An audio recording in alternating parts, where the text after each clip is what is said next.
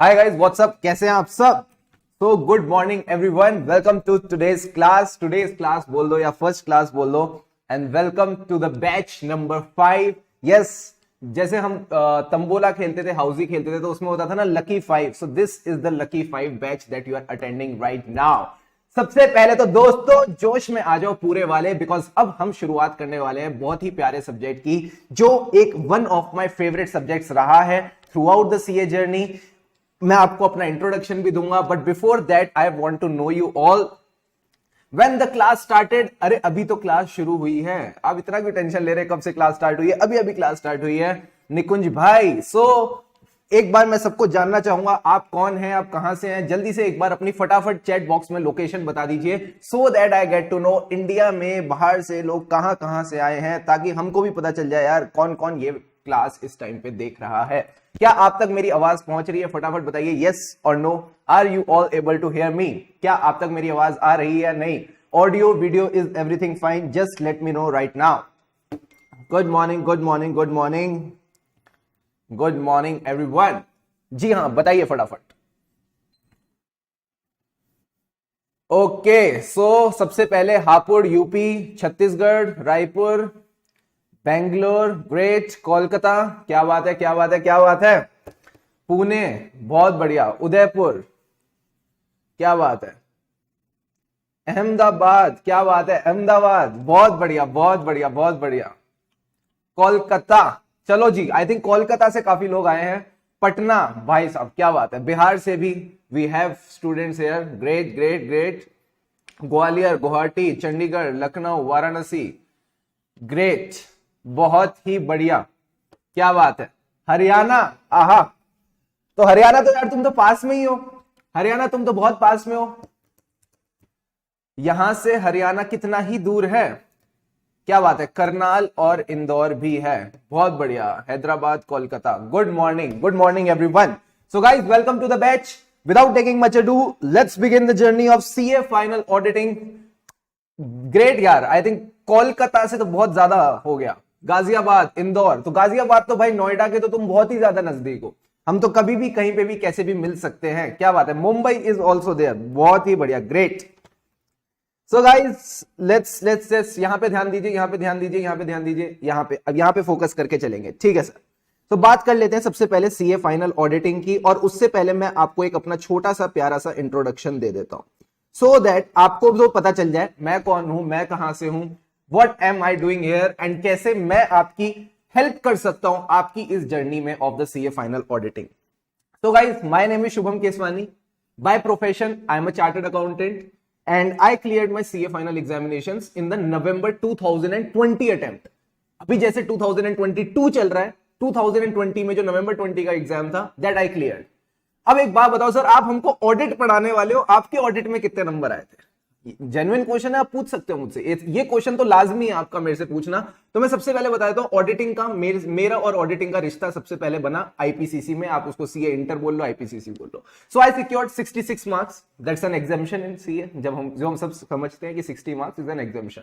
फिर CA final में जो भी पूरा मैंने ऑडिट संभाला, that all I did self, वो मैंने खुद संभाला, बैठ के खुद अपने हिसाब से, उससे मैंने खुद जूझा, आप इसको वर्ड यूज कर सकते हो, that I struggled on my own and ultimately I was able to secure 71 marks in CA final audit, and that was the main reason that I was able to secure an all India rank 8 at the CA final level. So अब एक बात बताओ sir, आपका क्या नजरिया है audit को लेके? यार देखो, मेरा नजरिया ऑडिट को लेके सिंपल है, ये चीज बड़ी मस्त है, ये चीज बड़ी है मस्त मस्त, अगर आप इसको एकदम बढ़िया तरीके से समझ गए, अगर आपने इसको अच्छे से समझ लिया, क्या इसकी फील है, हर टॉपिक कुछ कहना चाहता है, हर टॉपिक की एक फील है, वो फील मैं आपको देने की पूरी कोशिश करूंगा। अगर वो फील आपको आ गई, इसको समझ के रटना मुश्किल काम नहीं है, you just got to understand, you just got to learn it, if you have understood it well, याद रखना मुश्किल नहीं होने वाला। So without much ado, let's begin the journey of CA final audit. CA final audit आपका 100 marks का subject है। सबसे पहली बात, this is the subject for 100 marks. 100 marks का मतलब यह है, जैसे आपका सीए फाइनल एफआर 100 मार्क्स का है, एसएफएम 100 मार्क्स का है, लॉ 100 मार्क्स का है, उसी तरह ऑडिट भी 100 मार्क्स का है। ये चीज याद रखना, because this is the thing that you need to remember, कि भाई ये भी वही सब्जेक्ट है जो आपको 100 नंबर दे सकता है जैसे बाकी सारे सब्जेक्ट दे सकते हैं। Now let's talk about the breakup of 100 marks. तो अगर मैं 100 मार्क्स के ब्रेकअप की बात करूं, 70 marks is your descriptive. 70 marks is your descriptive. Sir descriptive का क्या मतलब है? डिस्क्रिप्टिव का मतलब सिंपल है, क्वेश्चन मिलेगा, क्वेश्चन के नीचे आपने 4 पॉइंट्स लिखने हैं, 5 पॉइंट्स लिखने हैं, या फिर एक केस स्टडी मिलेगी, उसके हिसाब से चीजों को आपको एक्सप्लेन करके चलना है, यानी आपने चीजें समझानी है एग्जामिनर को कि आप क्या कहना चाहते हो। Now let's talk about the other 30 marks. These other 30 marks consist of your MCQs and this is the game changer। जो भी बच्चा ऑडिट में शानदार नंबर स्कोर करने की सोच रहा है उसके लिए मैं बता देता हूं, these 30 marks are the game changer। मैं अगर आपको एक रियल टाइम अपडेट दूं May 22 एग्जामिनेशंस का, I have not found a single student who studied from us जिसने मुझे ये बोला हो कि सर मेरे 24 से कम MCQ में आ रहे हैं। किसी ने भी नहीं बोली ये बात। कम से कम 30 में से 24 तो सबने ही मुझे बोला है कि सर पूरे के पूरे एमसीक्यूज जो भी आपको अभी स्टडी मटेरियल मिलेगा उसी में से थे, एंड अल्टीमेटली 24 तो आपके कम से कम आने ही चाहिए इस एमसीक्यू वाले पोर्शन में। अब देखो कितना सिंपल नहीं हो गया, 24 मार्क्स आपके मोटा मोटी एमसीक्यू में आ जाएंगे एंड डिस्क्रिप्टिव आपका सिर्फ 70 मार्क्स का है। क्या इस डिस्क्रिप्टिव में हम 70 में से 26 भी नहीं ला पाएंगे? इतनी मेहनत करेंगे कि कम से कम ना करके 60 मार्क्स हम लेके आएंगे। एग्जामिनेशन तो कम से कम स्कोर करके दिखाएंगे और दिखा देंगे आईसीआई को, चेंज करा लो अपना सिलेबस, चेंज कर लो अपना कोर्स, हम यहां पे रेडी हैं ऑडिटिंग में एग्जामिनेशन लाने के लिए। Right sir. सो इसी तरह से आपका पूरा ऑडिटिंग रहेगा, 70 मार्क्स का डिस्क्रिप्टिव, 30 मार्क्स का एमसीक्यूज। जो भी आपको मटेरियल मिलेगा, आपका कई बार ये डाउट आ सकता है क्या ये मटेरियल इनफ है, do we need to go through the ICAI study material? जहां पे जरूरत होगी आईसीआई स्टडी मटेरियल को रेफर करने की, मैं आपको बताऊंगा, डोंट वरी अबाउट इट।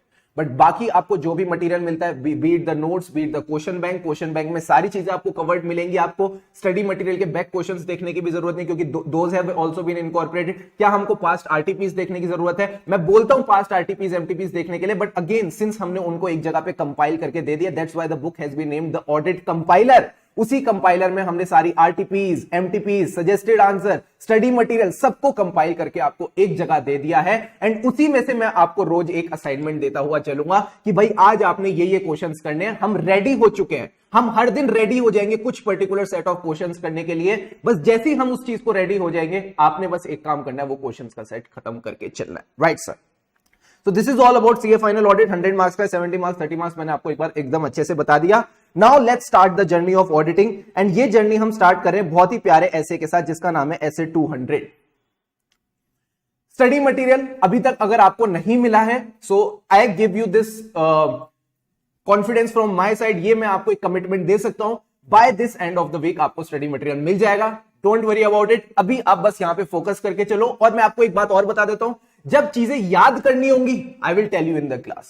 अभी जब तक मैं नहीं बोल रहा चीजें याद नहीं करनी, just focus on what's written here. जो बातें यहां लिखी है उनको बस मेरे साथ साथ समझते चलो, जितना अच्छे से समझोगे उतनी ज्यादा आपकी जर्नी आसान होगी। पहली क्लास है, we'll keep the things light, आपको ज्यादा कुछ करने की जरूरत नहीं है, हौले हौले हौले हौले हौले हौले सब चीजें आप तक समझ आती जाएंगी। राइट सर, आ जाओ। Is everyone there with me for essay 200? फटाफट चैट बॉक्स में लिख दो essay 200 and we'll begin the class for essay 200। कोई और डाउट आपका किसी भी चीज को लेके है, ऑडिटिंग को लेके, कोई भी छोटी मोटी चीज को लेके, you can tell me, you can ask me, और हम यहां पे essay 200 के साथ शुरू कर देते हैं। फटाफट बताइए यस और नो।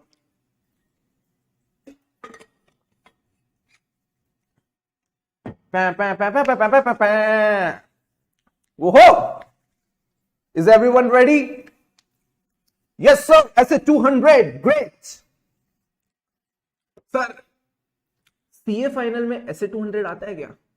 पूछो मेरे से, क्या सीए फाइनल में भी essay 200 पूछेंगे? ये तो इंटरमीडिएट में छोटे छोटे प्यारे प्यारे बच्चों को पढ़ाया जाता है, क्या सीए फाइनल में भी essay 200 आएगा? Answer is yes. July 21 exams का क्वेश्चन पेपर उठा के देख लो, सबसे पहला क्वेश्चन ही essay 200 का है। मॉक टेस्ट पेपर अप्रैल 22 का उठा के देख लो, सबसे पहला क्वेश्चन ही essay 200 का है। जब आईसीआई को essay 200 इतना पसंद है, उसको इतनी दिलचस्पी है, तो हम इसमें दिलचस्पी क्यों ना ले? Let's begin the game of essay 200। Sir ये essay 200 क्या कहता है? essay 200 को हम प्यार से बोलेंगे उయ్యా कासा। सर उయ్యా कासा का क्या मतलब है? ऊ। सर ये हो गया ऊ, ये हो गया इया, और सर ये कासा कहां से आया? का से आया, कंडक्ट से का के सी आया, ऑडिट का हमने ए लिया एंड स्टैंडर्ड ऑन ऑडिटिंग का एस ए लिया। सो इससे बन गया हमारा उई या कासा। जब भी मैं चीजें बोलूं मेरे साथ आपने दोहरानी है। जो लिखना होगा वो मैं आपको क्लास में बता के चलूंगा, डोंट वरी अबाउट इट। ये काम मेरा है, मैं आपको बताते चलूं कहां पे आपने चीजें नोट डाउन करनी है। जब तक मैं कुछ नोट डाउन करने के लिए नहीं कह रहा तब तक आपने बस कुछ नहीं करना। जो भी बातें मैं बोलता जा रहा हूं, जहां पे मैं आपको कहता हूं चीजें दोहराने के लिए, इधर देखो इधर देखो इधर देखो, कहां देख रहे हो? क्लास तो यहां चल रही है ना, आप किधर देख रहे हो? राइट, इधर देखो। जहां पे मैं चीजें बोलूं आपने बस उन चीजों को दोहराते हुए चलना है ताकि ये चीजें आपके अंदर समा जाएं। सर उया कासा का क्या मतलब है? Overall objectives of independent auditor and conduct of audit in standard as per the standards of auditing in according with the standards on auditing. यानी जैसा स्टैंडर्ड्स ऑन ऑडिटिंग कहते हैं हम वैसा ऑडिट करेंगे। प्लस ये तो बात इसने बता दी सेकंड हाफ में, फर्स्ट हाफ में ये बता रहे हैं कि एक इंडिपेंडेंट ऑडिटर चाहता क्या है। What is the purpose of audit? Purpose of audit शुरू करने से पहले मैं भी आपसे एक ये सवाल पूछना चाहता हूं, हम ऑडिट कर ही क्यों रहे हैं? ऑडिट की जरूरत ही क्यों पड़ी? Why are we studying this subject? Simple answer, आज एक कंपनी रन हो रही है, उस कंपनी में लाखों करोड़ों रुपए का पैसा लगा है। किसका पैसा लगा है? ओनर्स का पैसा लगा है। ओनर्स ने पैसा लगाया उस कंपनी में, अपने लाखों करोड़ों रुपए मेहनत की कमाई उस कंपनी में लगाई है। कंपनी ने बोला हमने प्रॉफिट किया है, ओनर्स खुश हो गए। ओनर्स ने कहा वाह जी वाह, कितनी प्यारी कंपनी है आप, क्या मस्त प्रॉफिट किया है आपने। ओनर्स ने ये बात मान ली। बाद में पता चलता है कि मैनेजमेंट ने जो फाइनेंशियल स्टेटमेंट्स बनाए थे वो गलत थे। क्या ओनर्स खुश होंगे या दुखी होंगे, या उनको लगेगा यार ये तो हमारे साथ धोखा हुआ है? तो ओनर्स क्या बैठ के एक एक कंपनी के जिसमें उसने पैसे लगाए हैं सबके फाइनेंशियल स्टेटमेंट्स चेक कर सकते हैं? The answer is no. किसी के पास इतना समय नहीं है। तो वो क्या करेंगे? वो एक चार्टर्ड अकाउंटेंट को अपॉइंट करेंगे। अब ये चार्टर्ड अकाउंटेंट क्या करेगा? ये ओनर्स के बिहाफ पे उस कंपनी के अंदर जाएगा और उनके फाइनेंशियल स्टेटमेंट्स चेक करेगा। वो फाइनेंशियल स्टेटमेंट्स मंगवाएगा, उसको फाइनेंशियल रिपोर्टिंग भी आती है, उसको लॉ भी आता है, उसको सारी चीजें आती है, सब कुछ सीख के आया वो सीए फाइनल में, सीए इंटर में। अब वो फाइनेंशियल स्टेटमेंट्स मंगवाएगा, फाइनेंशियल स्टेटमेंट्स खोलेगा और फाइनेंशियल स्टेटमेंट्स को देखेगा और समझेगा क्या गड़बड़ है इस फाइनेंशियल स्टेटमेंट्स में। अगर उसको कोई गड़बड़ मिलती है, he will pointed that to the management and फिर वो ठीक करवाएगा। मैनेजमेंट ठीक नहीं करती तो फिर वो अपना ओपिनियन मॉडिफाई करेगा। अगर वो गड़बड़ बहुत बड़ी है, उस बड़ी गड़बड़ को हम अपने ऑडिटिंग के टर्म्स में क्या बोलते हैं? Material misstatement. उस बड़ी बड़ी गड़बड़ को हम अपने ऑडिटिंग के टर्म्स में बोलते हैं मटीरियल मिसस्टेटमेंट। तो मटीरियल मिसस्टेटमेंट से ऑडिटर को फर्क पड़ता है, ये बात आपको भी पता चल जाएगी। बट अल्टीमेटली ऑडिट क्यों हो रहा है? ऑडिट इसीलिए हो रहा है क्योंकि ओनर जाके चेक नहीं कर सकता, तो उसने किसी को भेजा है और वो जाके चेक करेगा। अब सर एक बात बताओ, जिसको भेजा है क्या वो मैनेजमेंट से मिला हुआ होना चाहिए? जल्दी बताइए, क्या वो मैनेजमेंट से मिला होना चाहिए या इंडिपेंडेंट होना चाहिए? इंडिपेंडेंट का मतलब है उसका और मैनेजमेंट का कोई लेना देना नहीं।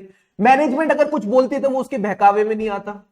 Should it be an independent auditor और अ मैनेजमेंट पे डिपेंडेंट ऑडिटर? जल्दी बताओ, क्या वो ऑडिटर मैनेजमेंट पे डिपेंडेंट होना चाहिए या इंडिपेंडेंट होना चाहिए? सर इंडिपेंडेंट होना चाहिए, उसका अपना एक पॉइंट ऑफ व्यू होना चाहिए। अगर मैनेजमेंट से मिला हुआ होगा तो फिर तो मैनेजमेंट का साथ दे देगा ना।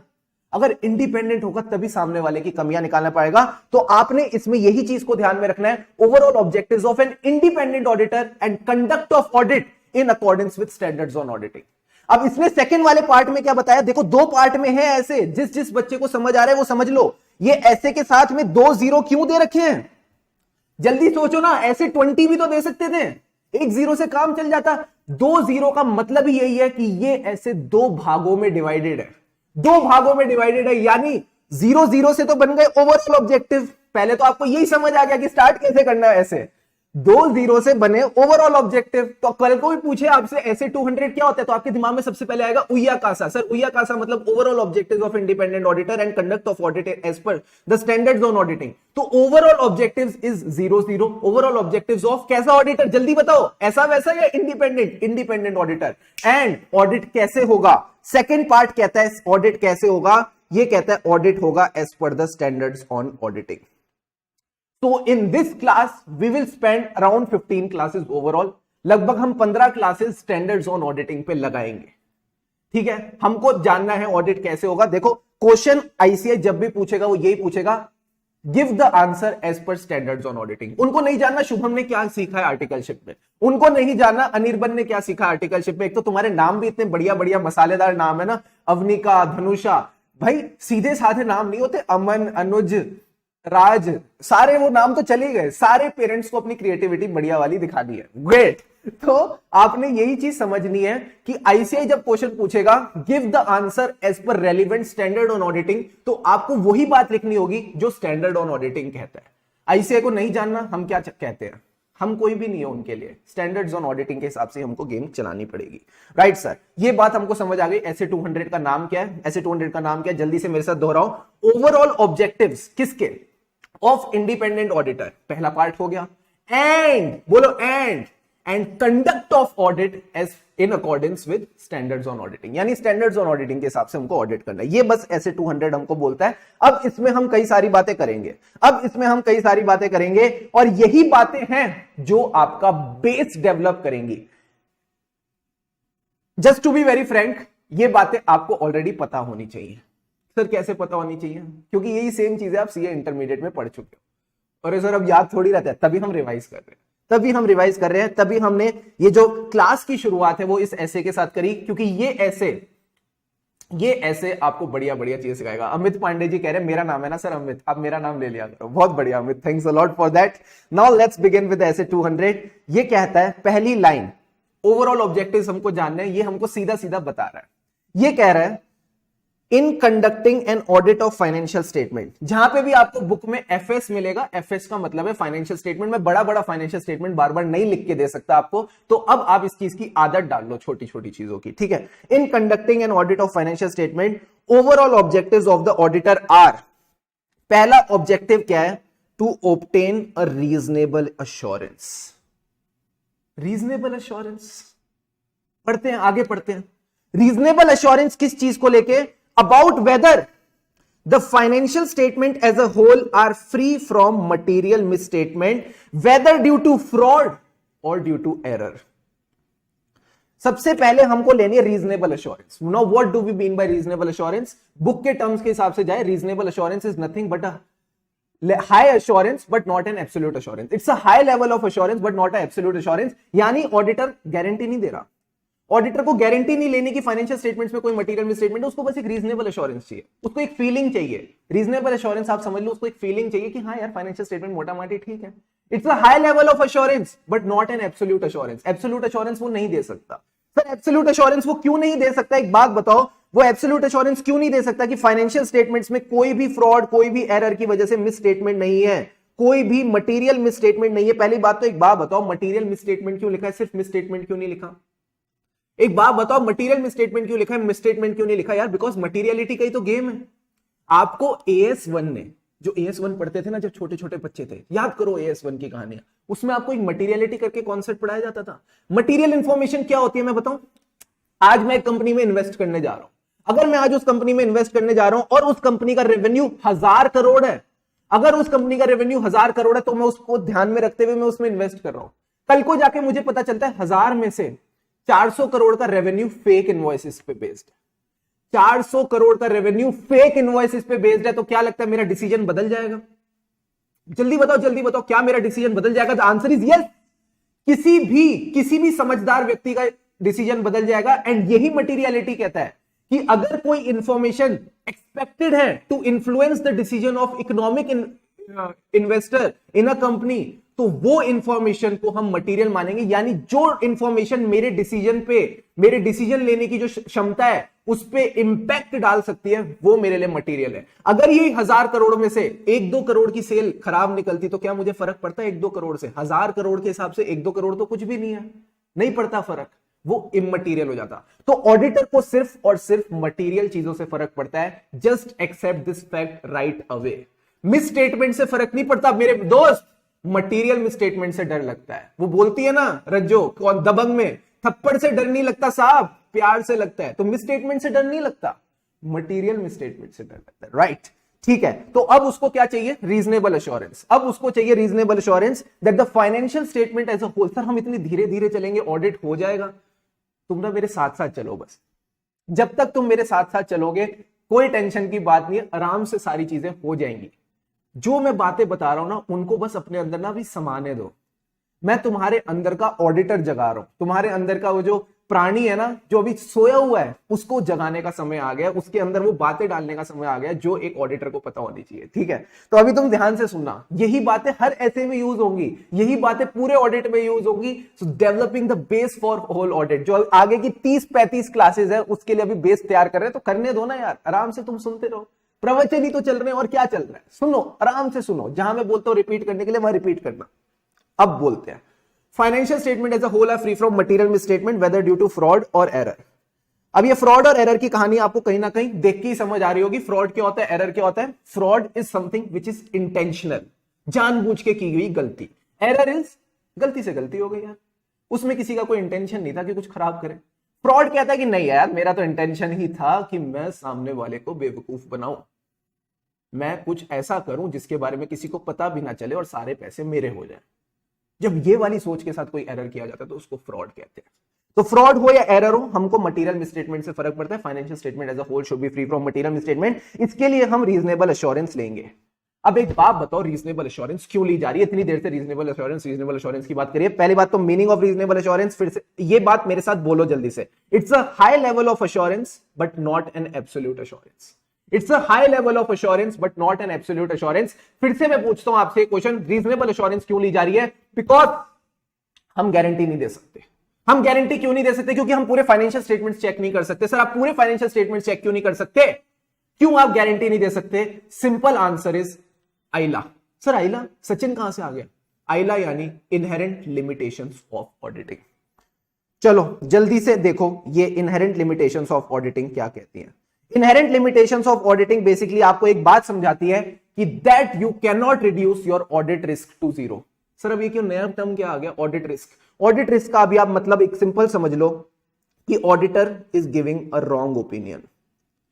इसका सिंपल मीनिंग है कि ऑडिटर एक गलत ओपिनियन दे देगा। इस रिस्क को ऑडिट रिस्क बोलते हैं।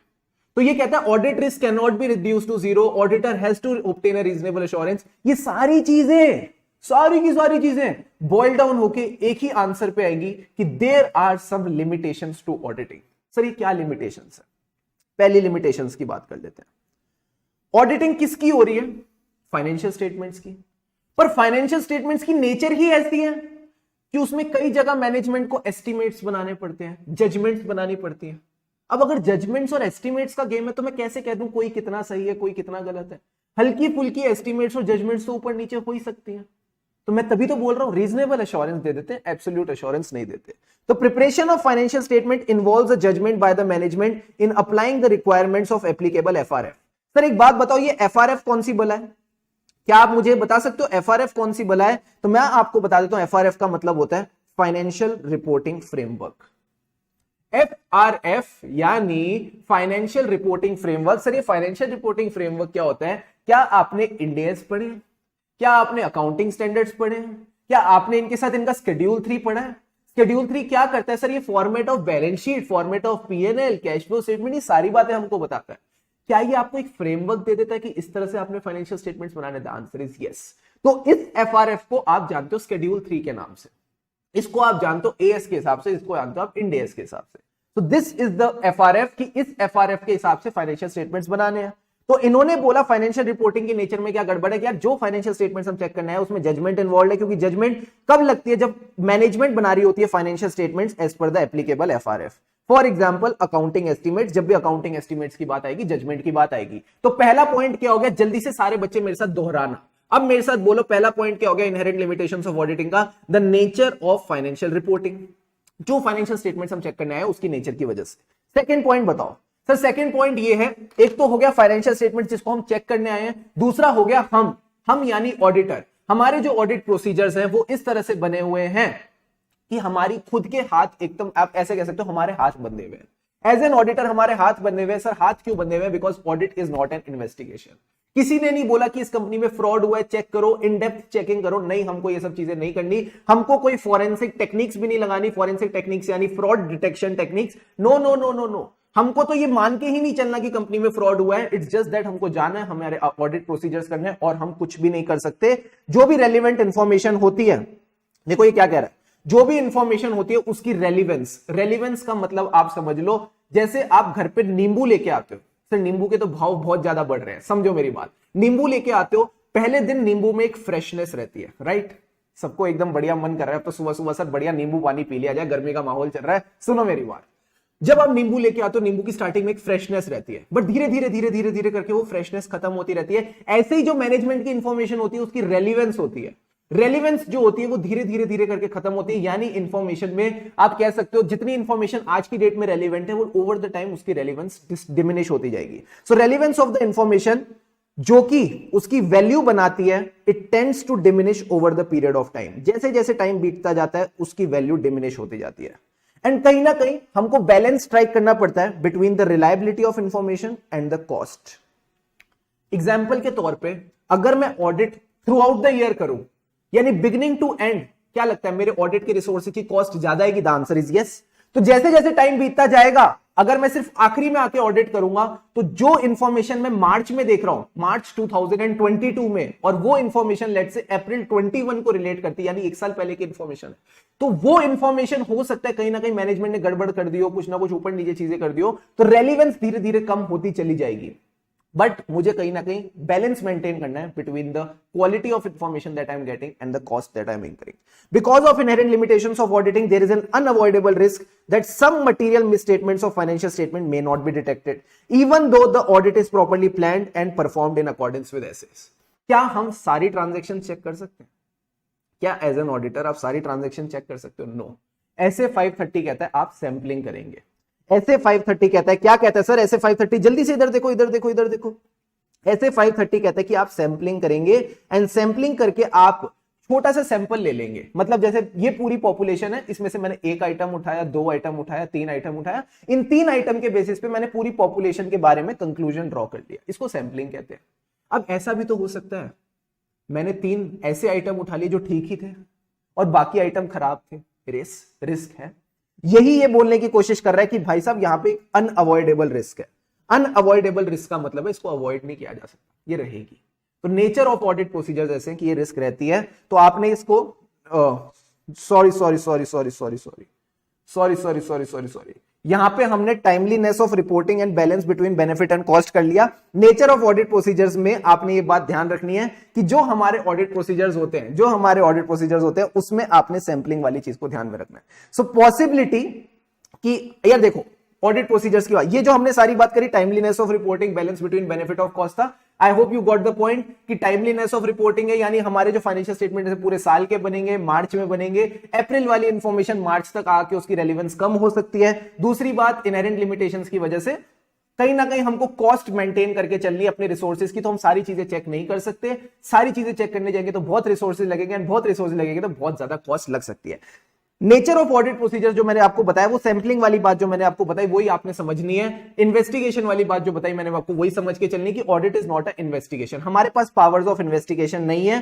सो ये कहने की कोशिश कर रहा है कि जो फ्रॉड अगर कंपनी करेगी that can be carefully organised, वो सोच समझ के फ्रॉड करेगी, उतना बड़ा फ्रॉड हम पकड़ नहीं सकते। इसीलिए नेचर ऑफ ऑडिट प्रोसीजर्स में इन्होंने ये बात बोली है। दूसरी बात, हम मैनेजमेंट पे निर्भर है, तो मैनेजमेंट पे निर्भर है तो हो सकता है मैनेजमेंट हमको कंप्लीट इंफॉर्मेशन ना दे जो उसने यूज करी है in preparation and presentation of financial statements. So there is a possibility that management do not provide the relevant information for preparation and presentation of financial statement. Plus जब वो fraud करेगी तो वो सोच समझ के करेगी। Sophisticated and carefully organised schemes can be there to conceal it, and audit is not an investigation into the alleged wrongdoing। Sir ये alleged wrongdoing का क्या मतलब है? alleged wrongdoing का मतलब है किसी ने कंप्लेंट करी है कि मैनेजमेंट गड़बड़ कर रही है तो हम ऑडिट कर रहे हैं, ऐसा नहीं है। किसी ने कंप्लेंट नहीं करी, इट्स जस्ट दैट कि हमको एक रीजनेबल एश्योरेंस चाहिए कि मैनेजमेंट अपना काम ठीक से कर रही है। एंड क्योंकि वो इन्वेस्टिगेशन नहीं है, उसके पास कोई भी स्पेशल पावर नहीं है। क्योंकि वो इन्वेस्टिगेशन नहीं है, उसके पास कोई भी स्पेशल पावर नहीं है। सर स्पेशल पावर यानी उसके पास सर्च की पावर नहीं है। These are the three things that you need to remember। जल्दी से बताओ तीन चीजें हम क्या क्या ध्यान में रख के चलेंगे। सबसे पहले तो हम ऑडिट किसका कर रहे हैं? फाइनेंशियल स्टेटमेंट्स का। तो जो फाइनेंशियल स्टेटमेंट्स हैं उसी की नेचर ऐसी है कि इनहेरेंट लिमिटेशंस आ जाती है। The nature of financial reporting. Second point क्या है? Nature of auditing. एक फाइनेंशियल स्टेटमेंट की नेचर, एक हमारी नेचर। तीसरा क्या है? Balance between benefit and cost. सारे बच्चे ऐसे एक्शन करके बोलो, जैसे होता है ना वो वेलकम में ऐसे ऐसे इशारे कर रहे होते हो, कह रहे ऐसे ऐसे इशारे क्या कर रहे हो, क्या मेरी फैमिली को उठा ही लोगे? तो वही आपने करना है, balance between benefit and cost आपने याद रखना है। And last but not the least which is very important, उसको भी अभी हम डिस्कस करेंगे, दिस इज कुछ ऐसे मैटर्स होते हैं, कुछ ऐसे मैटर्स होते हैं जहां पे इनहेरेंट लिमिटेशंस का इंपैक्ट सबसे ज्यादा होता है। कौन से ऐसे मैटर्स हैं, इनकी बात करते हैं। सारे बच्चे यहां पे फोकस करना। In case of certain assertions or subject matters, potential effects of inherent limitations on the auditor's ability to detect the material misstatements are particularly significant. कुछ ऐसी assertions हैं, कुछ ऐसे subject matters हैं। assertion का मतलब अगर मैं आपको बताऊं, इसका मतलब है मैनेजमेंट आपसे कुछ कहना चाहता है। सर मैनेजमेंट आपसे क्या कहना चाहता है, यानी अगर फाइनेंशियल स्टेटमेंट में बैंक बैलेंस लिखा है, that bank balance is 1000 rupees, तो बैंक, पता है आपको मैनेजमेंट क्या कहना चाह रहा है? मैनेजमेंट कहना चाह रहा है कि भाई साहब सबसे पहली बात, 1000 रुपए का बैंक बैलेंस एग्जिस्ट करता है। ये उसने बोला नहीं है, इंप्लिसिटली इंप्लाइड है कि 1000 रुपए का बैंक बैलेंस एग्जिस्ट करता है, राइट सर। फिर दूसरी चीज, राइट्स एंड ऑब्लिगेशंस। सर इसमें अजर्शंस में आपकी 4 अजर्शंस आती है अगर अकाउंट बैलेंस की बात की जाए, इनको हम बोलते हैं ERCV। करेंगे डिस्कशन इसके बारे में भी, मैं इसके बाद आपको एक बार वो चीज भी दिखा दूंगा। तो ERCV का क्या मतलब है? Existence, rights and obligations, completeness और वैल्यूएशन। बोल सकते हो मेरे साथ, ERCV, existence, rights and obligations, completeness और वैल्यूएशन। तो अगर मैनेजमेंट ने बोला बैंक बैलेंस 1000 रुपए का है, तो वो बोल रहे बैंक बैलेंस एग्जिस्ट करता है। राइट्स एंड ऑब्लिगेशंस यानी इस बैंक बैलेंस पे इस कंपनी का हक है, ये हमारी कंपनी के नाम का बैलेंस है। कंप्लीटनेस यानी 1000 रुपए के अलावा कोई और बैंक बैलेंस नहीं है। वैल्यूएशन भी आप इस तरह से समझ सकते हो कि value of that bank balance is only 1000 rupees, nothing up nothing less, इससे ज्यादा कोई इसमें डिफरेंस नहीं है। तो ये अजर्शंस में ये कहना चाह रहा है कि हो सकता है कि कुछ ऐसी अजर्शंस हैं, कुछ ऐसी सब्जेक्ट मैटर्स हैं जहां पे इनहेरेंट लिमिटेशंस बहुत ज्यादा इंपैक्ट डालती है। ऐसी 4 एरियाज हैं। 4 एरियाज क्या है? सबसे पहले तो हम इसको डिस्कस भी कर चुके हैं, फ्रॉड। क्या फ्रॉड आसान है पकड़ना? No sir, because it can involve sophisticated and carefully organise schemes. सारे बच्चे मेरे साथ इस वर्ड को बोलेंगे। क्या फ्रॉड कैसा होता है? Sir fraud can involve sophisticated and carefully organise schemes and auditors के पास स्पेशल पावर्स ऑफ सर्च नहीं है, तो फ्रॉड हम डिटेक्ट नहीं कर पाएंगे। एंड फ्रॉड में भी कौन सा फ्रॉड सबसे ज्यादा भयानक होता है? वो होता है मैनेजमेंट फ्रॉड। यानी जिस फ्रॉड में खुद मैनेजमेंट इन्वॉल्व होगा। इंप्लॉय फ्रॉड को तो मैनेजमेंट पकड़ लेगी, कोई इंप्लॉय फ्रॉड कर रहा होगा तो ऊपर बैठी मैनेजमेंट तो उसको पकड़ ही लेगी ना। बट अगर मैनेजमेंट ही फ्रॉड कर रही हो, रक्षक ही भक्षक बन जाए, तो फिर क्या करें? समझ आ रही बात? समझ रहे हो? तो यही बात आपने याद रखनी है। Fraud particularly involving senior management और कॉल्यूजन। कॉल्यूजन का मतलब होता है 2 लोग मिलकर फ्रॉड कर रहे हैं, 2 लोग कॉल्यूड करके फ्रॉड कर रहे हैं। 2 लोग जब मिलकर फ्रॉड करेंगे ना, हमेशा उस फ्रॉड को पकड़ना मुश्किल होगा। एक अकेला बंदा तो इजीली पकड़ा जा सकता है, जब 2 लोग, भारी लोग मिलकर फ्रॉड करते हैं तो उनको पकड़ना मुश्किल हो जाता है। दूसरी चीज, जब भी ऑडिट में फ्रॉड की बात होगी, जब भी ऑडिट में फ्रॉड की बात होगी, रिलेटेड पार्टी को याद रखना। ये फ्रॉड हमेशा रिलेटेड पार्टी के साथ ही मिलकर होता है। तो the second point is existence and completeness of related party relationships and transaction. हमको क्या पता कौन कौन रिलेटेड पार्टी है? कितनी सारी ट्रांजैक्शन हुई है साल में, हमको क्या पता कौन सी कंपनी, कौन रिलेटेड पार्टी है या नहीं? हम मैनेजमेंट पे डिपेंड करते हैं कि वो हमको एक लिस्टिंग देंगे कि ये रिलेटेड पार्टी है, ये रिलेटेड पार्टी है, और फिर उस लिस्टिंग के साथ हम चेक करते हैं कि कौन कौन सी ट्रांजैक्शन हुई है। बहुत बड़ा काम होता है, बहुत मुश्किल काम होता है। हो सकता है आपसे कोई रिलेटेड पार्टी पकड़ में ना आए, और मैनेजमेंट के लिए भी कई बार डिफिकल्ट हो जाता है। I used to audit a company called Mothers and सुमीन। वहां पे इतनी सारी रिलेटेड पार्टी थी कि प्रॉपर एक बंदा डेडिकेटेडली ऑडिट टीम का रिलेटेड पार्टीज में काम करता था। समझ रहे हो बात? तो कुछ कंपनीज हैं इनकी इतनी सारी रिलेटेड पार्टीज होती है कि इतनी मेहनत लगती है, फिर भी हो सकता है कोई रिलेटेड पार्टी छूट जाए। अब एक बात बताओ, सबसे पहले हमने बात करी किसकी सर? फ्रॉड की। किसके साथ किया? रिलेटेड पार्टी के साथ। जब फ्रॉड करोगे रिलेटेड पार्टी के साथ, क्या आप लॉ की कंप्लायंस कर रहे हो, नॉन कंप्लायंस? जल्दी से चैट बॉक्स में बताइए। क्या आप जब फ्रॉड कर रहे हो, अरे इधर देखो ना, तुम तो सो गए यार इतनी जल्दी जल्दी। अगर आप फ्रॉड कर रहे हो रिलेटेड पार्टी के साथ, तो क्या आप लॉ की कंप्लायंस कर रहे हो या नॉन कंप्लायंस? जल्दी से बताओ, फटाफट सारे बच्चे बताएंगे मुझे।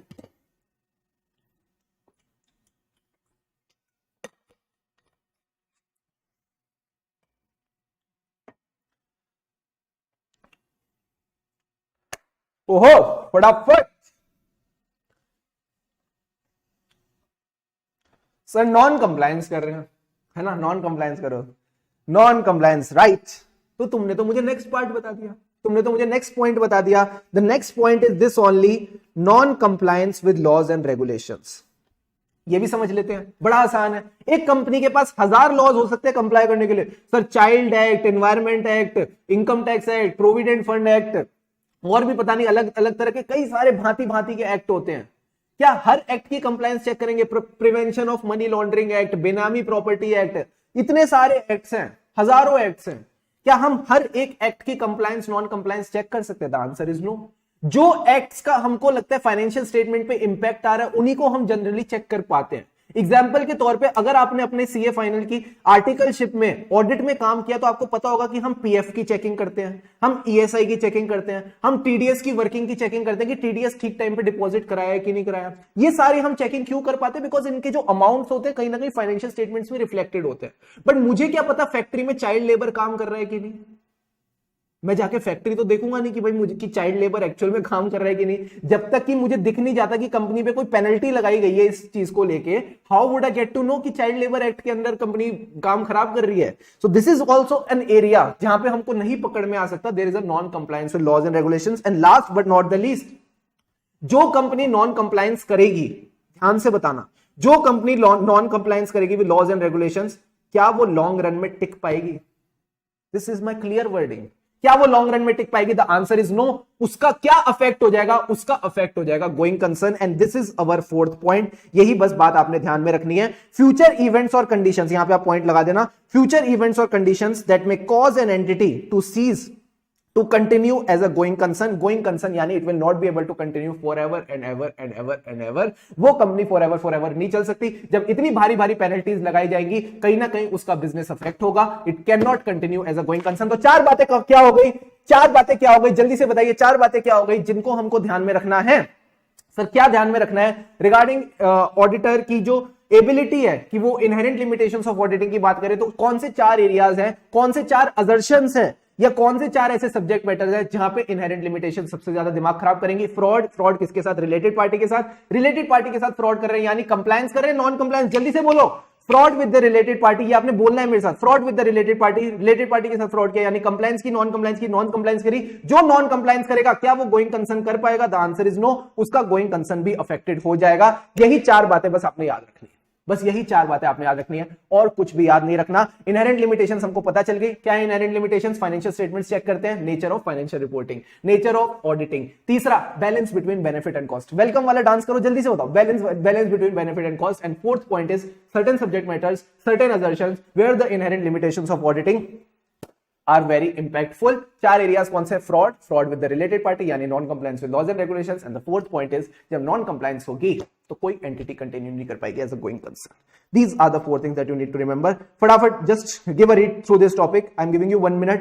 Just एक बार इस टॉपिक को फटाफट एक बार रीड कर लो, एक बार जल्दी से इसको रिकॉल कर लो। Is this topic clear? या आप मेरे को चैट बॉक्स में भी बता सकते हो yes or no and then we can move ahead. This is all about the inherent limitations of auditing. ओहो right sir, got it? जल्दी से बताइए क्या ये पॉइंट्स क्लियर हैं आपको? If anyone feels the speed is little faster, slower, you can let me know in the chat box. जल्दी से बताइए, इधर देखो, इधर देखो, इधर देखो, बताओ क्या ये चारों बातें क्लियर हैं? यस और नो? इसी पे एमसीक्यू पूछ लिया, पता है आईसीआई ने May 22 एग्जामिनेशन पे इसी पे एमसीक्यू पूछ लिया। उन्होंने कुछ 4-5 बातें लिखी और बताया इनमें से क्या इनहेरेंट लिमिटेशन नहीं है। ठीक है, क्या मस्त क्वेश्चन है ना? अब तुमको पता लग गया तो तुम कर ही लोगे attempt. Right sir, it's fine, great great great great. चलो जी, चलो वापस चलते हैं। असर्शन का मतलब हमको समझ आ गया सर। देखो छोटी छोटी बातें मैं अभी करता जा रहा हूं आपसे, बट ये बातें आपने एकदम ध्यान में रखनी है। कई सारी बातें मैंने डिस्कस कर ली होंगी पिछले 10-15 मिनट में। यस सर, वैसा क्लियर। असर्शन का क्या मतलब है अभी तो समझाया। मैनेजमेंट आपको कुछ कहना चाहता है, जरूरी नहीं लिख के देगा, जरूरी नहीं है बोलेगा। यानी assertions you can say are the representations made by the management either implicit or explicit। explicit यानी अगर आपको कोई पसंद है आपने जाके उसको बता दिया कि आप मुझे पसंद है। implicit यानी आपने जाके बताया नहीं, उन्होंने आपकी तरफ देखा, आपने उनकी तरफ देखा और आपने एक smile they the, that is implicit। तो मैनेजमेंट भी इसी तरह इंप्लिसिटली आपको कुछ बातें कहना चाहता है। एग्जांपल, अगर हम अकाउंट बैलेंस की असर्शन ले, अकाउंट बैलेंस यानी आपका trade receivable, trade payables, bank balance, PPE का बैलेंस, पीपीई क्या होता है? Property plant and equipment. I hope you get that, right? तो उसके असर्शंस क्या होती है? ईआरसीवी। सर ये ईआरसीवी क्या है? Existence, rights and obligations, completeness and valuation. Existence यानी ये एसेट एग्जिस्ट करता है, राइट्स एंड ऑब्लिगेशंस यानी इस एसेट पे हमारी राइट है, अगर कोई लायबिलिटी है तो ये हमारी ऑब्लिगेशन है, ऑब्लिगेशन यानी हमारी चिंता है, हमको ये पे ऑफ करनी है किसी दिन। सी यानी कंप्लीटनेस, कंप्लीट है, जो भी बैलेंस हमने यहां लिखा है कंप्लीट है, कोई एसेट को हमने इग्नोर नहीं किया। वैल्यूएशन यानी इसकी वैल्यू जो हमने यहां लिखी है दैट इज ऑल्सो राइट। तो कभी देखा किसी फाइनेंशियल स्टेटमेंट में मैनेजमेंट बोले वैल्यू सही है, हमारी इस पे राइट है, ये कंप्लीट है, ये एग्जिस्ट करता है? नहीं, ये बातें डीम्ड है, हमको समझ के चलनी ही पड़ेंगी। तो जरूरी नहीं मैनेजमेंट हर बात लिख के बताएगा, सब कुछ चीजें डीम्ड होती हैं, जो इंप्लिसिट होती है हमको समझ के चल। That's the basic meaning that you need to understand, nothing else. I hope you got the point. ठीक है सर, अभी तो हम पहले पॉइंट में ही हैं, अभी तो हम पहले पॉइंट में ही हैं, राइट सर? क्योंकि यही चैप्टर है overall objectives of independent auditor and conduct of audit in accordance with standards on auditing. पहला ऑब्जेक्टिव क्या है? To obtain a reasonable assurance.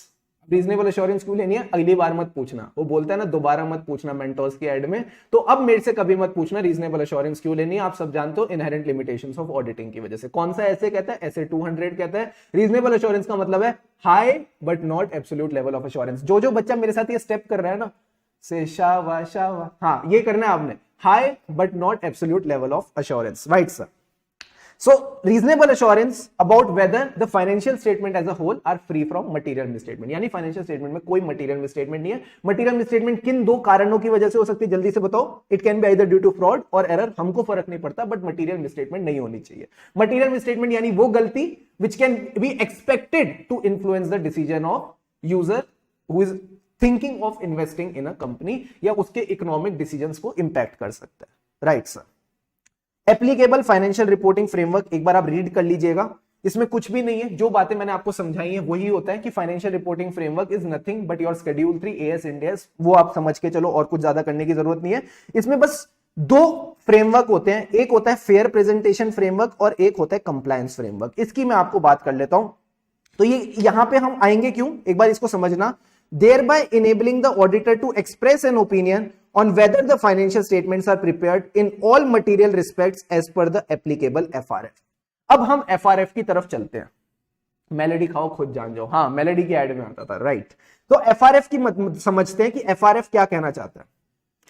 I hope पहला पॉइंट सबको क्लियर है। पहला पॉइंट क्या कह रहा है? पहला पॉइंट ये कह रहा है कि ऑडिटर को चाहिए reasonable assurance that the financial statement as a whole are free from material misstatement, यानी फाइनेंशियल स्टेटमेंट्स में कोई मटेरियल मिसस्टेटमेंट नहीं है। क्यों चाह रहा है वो? ताकि वो ओपिनियन एक्सप्रेस कर सके। क्यों उसने रीजनेबल अश्योरेंस ली? आपने इस बात को इग्नोर नहीं करना, उसने रीजनेबल अश्योरेंस इसीलिए ली, ध्यान देना इस बात को। देखो सारी बातें ना सोच समझ के लिखी हुई है यहां पे। उसने रीजनेबल अश्योरेंस क्यों ली? इस चीज के लिए, टू एक्सप्रेस। क्या एक्सप्रेस करेगा वो? एक्सप्रेस करेगा अपना ओपिनियन।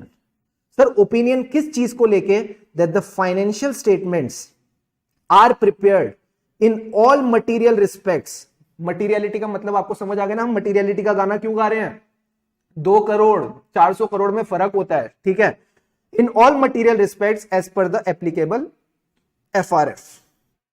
यानी अगर FRF के हिसाब से नहीं होगा, कोई भी चीज FRF के हिसाब से नहीं होगी, यानी उसमें मिसस्टेटमेंट है।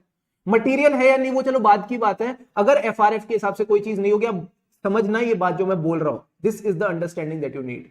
अगर कोई चीज FRF के हिसाब से नहीं होगी, यानी शेड्यूल 3 के हिसाब से नहीं होगी, एस के हिसाब से नहीं होगी, इंड एस के हिसाब से नहीं होगी, यानी उसमें कोई गलती है। गलती को हम ऑडिट में बोलते हैं मिसस्टेटमेंट। तो हमको ओपिनियन एक्सप्रेस करना है कि financial statements are prepared in all material respects as per the applicable FRF। FRF की डेफिनेशन मैं आपको बता देता हूं। It is the financial reporting framework which is adopted by the management and where appropriate TCWG in preparation and presentation of financial statement, PPFS। Preparation करने के लिए, financial statement की प्रेजेंट करने के लिए इसको यूज किया जाता है। that is acceptable in the view of the nature of the entity and objective of financial statements and that is required by the law or regulation। Example के तौर पे ले लेते हैं, आपने एनपीओ के फाइनेंशियल स्टेटमेंट्स देखे होंगे। क्या आपने एनपीओ के फाइनेंशियल स्टेटमेंट्स देखे? हाँ सर हमने एनपीओ के फाइनेंशियल स्टेटमेंट। क्या नॉन फॉर प्रॉफिट ऑर्गेनाइजेशन और प्रॉफिट ऑर्गेनाइजेशन दोनों के फाइनेंशियल स्टेटमेंट सेम दिखते? नहीं, वो रिसीट्स एंड पेमेंट्स अकाउंट बनाते हैं, वो इनकम एंड एक्सपेंडिचर अकाउंट बनाते हैं, तो उनका फाइनेंशियल रिपोर्टिंग फ्रेमवर्क ही अलग है। हमारा जो फाइनेंशियल रिपोर्टिंग फ्रेमवर्क है वो होता है पीएनएल बनाओ, स्टेटमेंट ऑफ पीएनएल बनाओ, बैलेंस शीट बनाओ, कैश फ्लो स्टेटमेंट बनाओ, ये बनाओ वो बनाओ, तो वो अलग अलग चलते हैं। तो डिपेंड करता है कि नेचर ऑफ द एंटिटी क्या है एंड ऑब्जेक्टिव क्या है फाइनेंशियल स्टेटमेंट का। ठीक है सर। अब दो तरह के फ्रेमवर्क होते हैं, एक कहता है फेयर प्रेजेंटेशन, एक कहता है कंप्लायंस फ्रेमवर्क। जैसा नाम वैसा काम। मैं ऑडिट में आपको कई बार ऐसी बातें बोलूंगा, जैसा नाम वैसा काम, and this is the key that you need to remember. Sir fair presentation framework से आपको क्या ध्यान में आ रहा है? फेयर प्रेजेंटेशन और कंप्लायंस फ्रेमवर्क। पहले कंप्लायंस समझ लेते हैं। कंप्लायंस फ्रेमवर्क कहता है आपने कंप्लाई करके चलना है। कंप्लाई करके चलना है यानी जैसा आपको शेड्यूल 3 कहता है ना, जो जो डिस्क्लोजर शेड्यूल 3 मांगता है, जो जो प्रेजेंटेशन शेड्यूल 3 चाहता है, उतना आपने करके चलना है। तो हम मान लेंगे आपने कंप्लाई कर दिया। फेयर प्रेजेंटेशन कहता है बुद्धू हो क्या, तुम्हारा अपना दिमाग नहीं है क्या? तुमको लगता है अगर कोई चीज एडिशनली डिस्क्लोज करनी है ताकि वो फेयर प्रेजेंटेशन कर सके तो कर दो ना। और अगर तुमको लगता है इन एक्सट्रीमली रेयर सर्कमस्टेंसेस, ध्यान रखना, कोई चीज एडिशनली डिस्क्लोज करनी है वो तो तुम कर सकते हो, कभी भी कोई चीज ज्यादा करने के लिए कोई मना नहीं करेगा तुमको। समझ रहे हो मेरी बात? अगर आप किसी को कहोगे कि देखो मैं 2 की जगह 3 मूवी टिकट दे रहा हूं, कभी मना नहीं करेगा। जब आप उसको कहोगे ना मैं तेरे को 2 की जगह 1 मूवी टिकट दे रहा हूं, तो वो पूछेगा क्यों भाई? तो इन्होंने बोला this can happen only in extremely rare circumstances, कि आप अपने डिस्क्लोजर्स में थोड़ी चीजें काट भी सकते हो। You can also reduce some of your disclosures अगर आपको फेयर प्रेजेंटेशन लगती है, but this can only and only happen in rare circumstances. Generally ये चीज नहीं होगी, बट रेयर सर्कमस्टेंसेस में आप अपने डिस्क्लोजर्स कम कर सकते हो अगर आपको फेयर प्रेजेंटेशन करनी है। तो कंप्लायंस ने कहा कि बिल्कुल उसके हिसाब से चलो जैसा वो कह रहा है, पर फेयर प्रेजेंटेशन फ्रेमवर्क कह रहा है थोड़ा दिमाग लगाओ। अगर आपको लगता है कुछ चीजें एडिशनली डिस्क्लोज करनी है, एडिशनली डिस्क्लोज करके चलो, कुछ चीजें कम डिस्क्लोज करनी है तो वो भी कर सकते हो, बट कम आप किस केस में करोगे? एक्सेप्शनल रेयर सर्कमस्टेंस में। तो यही बात यहां पे लिख रखी है। फेयर प्रेजेंटेशन फ्रेमवर्क क्या है? एक FRF, financial reporting framework, that requires compliance with the requirements of framework. Compliance तो आपके करके चलनी ही चलनी है, बट अगर आपको लगता है कि फेयर प्रेजेंटेशन अचीव करने के लिए it is necessary for the management to provide disclosures beyond those specifically required by the framework, यानी फ्रेमवर्क जो कहता है उसके ज्यादा आपको कुछ डिस्क्लोजर करके चलने हैं, तो आप कर सकते हो। और acknowledges explicitly that it may be necessary to depart from the requirement of the framework to achieve the fair presentation, यानी उस फ्रेमवर्क के हिसाब से हम काम नहीं करेंगे और कुछ और ही करेंगे, तो वो भी आप कर सकते हो। But such departures are expected to be necessary in extremely rare circumstances, जो मैंने आपको बात बताई। सिर्फ और सिर्फ रेयर केसेस में आप कुछ चीजों की कमी छोड़ सकते हो। क्या सर ये सारी डेफिनेशंस हमको याद रखनी है? नहीं, मतलब पता होना चाहिए फेयर प्रेजेंटेशन फ्रेमवर्क क्या कहता है, कंप्लायंस फ्रेमवर्क क्या कहता है, बिकॉज कई सारे स्टैंडर्ड्स ऑन ऑडिटिंग में ये चीजें रिपीट होंगी। जब वहां पे लिखा होगा फेयर प्रेजेंटेशन फ्रेमवर्क तो मैं बोलूंगा पहली क्लास में डिस्कस किया था ना। जब लिखा होगा कंप्लायंस फ्रेमवर्क मैं बोलूंगा पहली क्लास में डिस्कस किया था ना। तो यही बातें बस आपने ध्यान में रखनी है, समझनी है, ज्यादा डिफिकल्ट नहीं है अगर हमें मतलब पता हो। फेयर प्रेजेंटेशन कहता है कुछ एडिशनल डिस्क्लोज करना है कर दो, कम डिस्क्लोज करना है तो भी कर दो, बट कम कब करेंगे? In extremely rare circumstances. Right sir, got the point? Got the point? Yes sir. Financial statement क्या होते हैं? जो हमें कंपनी की फाइनेंशियल परफॉर्मेंस बताए, फाइनेंशियल पोजीशन बताए, कैश फ्लोज बताए, उसी को हम फाइनेंशियल स्टेटमेंट्स कहते हैं। You can read this point. Right sir. तो पहला पार्ट आई होप सबको क्लियर है। No audio? साहिल शर्मा जी को ऑडियो नहीं आ रही, क्या आप सबको मेरी ऑडियो आ रही है? फटाफट बताइए यस और no. I think the first part is clear. Is the audio audible? क्योंकि किसी और ने बोला नहीं यार साहिल, तुमने क्लास बीच में तो नहीं रुकवा दी? शैतान। आ रही है यार? अब कह रहे हैं नाउ क्लियर। तुम्हारे लैपटॉप की बैटरी तो नहीं चली गई थी?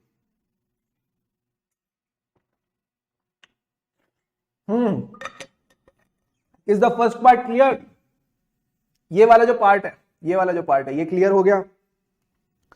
जल्दी से बताइए यस और no. Is this first part clear? अब बताओ इस चीज के बारे में बताओ, क्या ए पार्ट क्लियर है?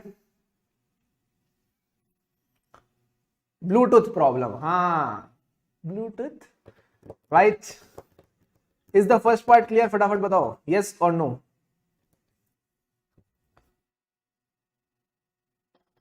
Clear sir? Yes sir, great sir, बहुत बढ़िया। अभी तक हमने कुछ भी नहीं किया है, मैं फ्रेंकली बता रहा हूं, मैं आपको, मैं सच बोलता हूं।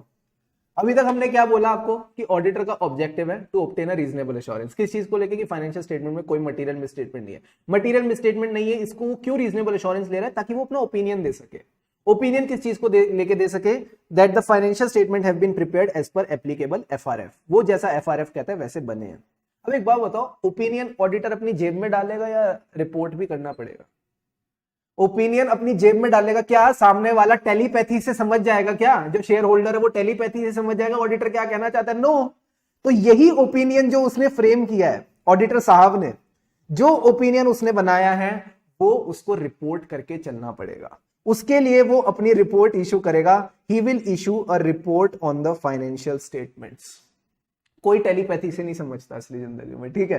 तुमको सामने वाले को बताना पड़ता है। So you have to report on the financial statement and communicate as required by the standards on auditing in accordance with the auditor's finding in all cases when the reasonable assurance cannot be obtained and the qualified opinion is insufficient for the purpose of reporting to the intended users of financial statement, essays require that the auditor shall disclaim an opinion or withdraw from the engagement where the withdrawal is legally permitted. So sorry बातें हमारे ऊपर से bouncer की तरह चली गई, जैसे Brett Lee की बॉल बैट्समैन के सिर के ऊपर से बाउंसर की तरह चली जाती थी, ये सारी की सारी बातें हमारे सिर के ऊपर से बाउंसर की तरह चली गई। क्या कहता है ये क्वेश्चन? ये क्या कहता है ये पॉइंट? ये कह रहा है हमको फाइनेंशियल स्टेटमेंट्स पे रिपोर्ट करके चलना है, कम्युनिकेट करना है as per the standards on auditing, जो भी ऑडिटर की फाइंडिंग्स है। ये बात तो समझ आ गई, बट ये जो पैराग्राफ आपने यहां पे पढ़ाया ना सर, ये बड़ा गलत था। इसमें हमको लगा कि यार ये तो कई सारी बातें इसने एक साथ एक ही लाइन में कर दी। इस पैराग्राफ को समझने के लिए we first need to understand what are the different types of opinion. जल्दी से मेरे साथ आओ, मैं आपको डिफरेंट टाइप्स ऑफ ओपिनियन बताता हूं। अगर आपको डिफरेंट टाइप्स ऑफ ओपिनियन समझ आ गए, आई डोंट थिंक ये पैराग्राफ समझने में कोई दिक्कत आने वाली है। Let's understand the different types of opinion. इसके बारे में हम और ज्यादा चर्चा करेंगे। कब करेंगे? ऐसे 705 में। बट अभी के लिए जस्ट ट्राई टू अंडरस्टैंड क्या है चीज। आप मेरे को चैट बॉक्स में बताते चलना, I need your participation at this moment. जितनी ज्यादा आप पार्टिसिपेट करोगे उतना मुझे समझ आएगा कि आपके इंटर के कॉन्सेप्ट्स कितने क्लियर हैं। मैंने फाइनेंशियल स्टेटमेंट्स की चेकिंग करी और मुझे उसमें मिसस्टेटमेंट मिली,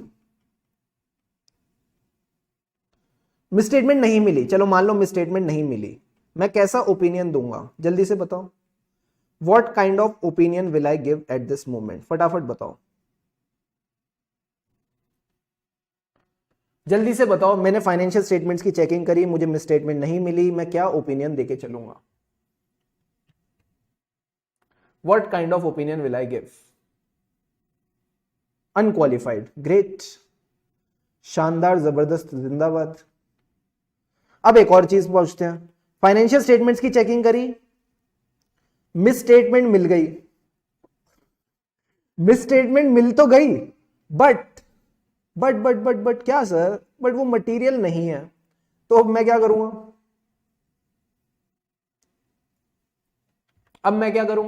अब बताओ, अब देखते कौन सा बच्चा सही बताता है।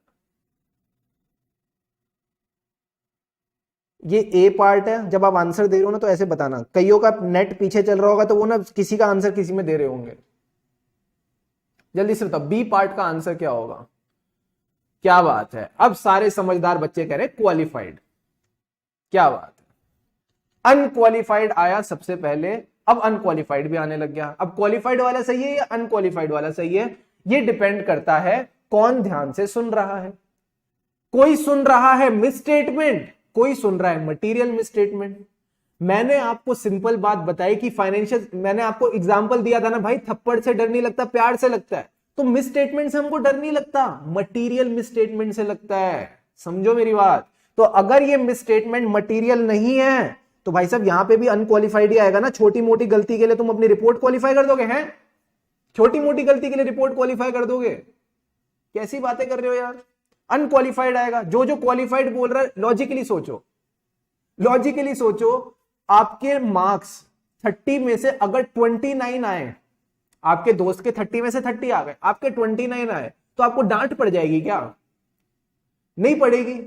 छोटी मोटी गलती है यार, छोटी मोटी मिस्टेक हो जाती है, क्या हो गया। बट अगर आपके 30 में से 3 आ गए या 10 आ गए या 12 आ गए तो डांट पड़ेगी। भाई ये तो बड़ी मटीरियल मिसस्टेटमेंट है, क्या गड़बड़ करके, पढ़ के नहीं गया था क्या? ये बात होती है। याद आ गया, अच्छा अब आया समझ। अब बात करते हैं। तो अभी तक तो अनक्वालिफाइड की बातें हो रही थी और अनक्वालिफाइड के यही 2 केसेस हैं। अब बात कर लेते हैं क्वालिफाइड ओपिनियन की। सर ये क्वालिफाइड ओपिनियन की, सॉरी क्वालिफाइड की बात नहीं करेंगे, क्वालिफाइड की बात नहीं करेंगे। अब हम बात करेंगे मॉडिफाइड ओपिनियन की। मॉडिफाइड,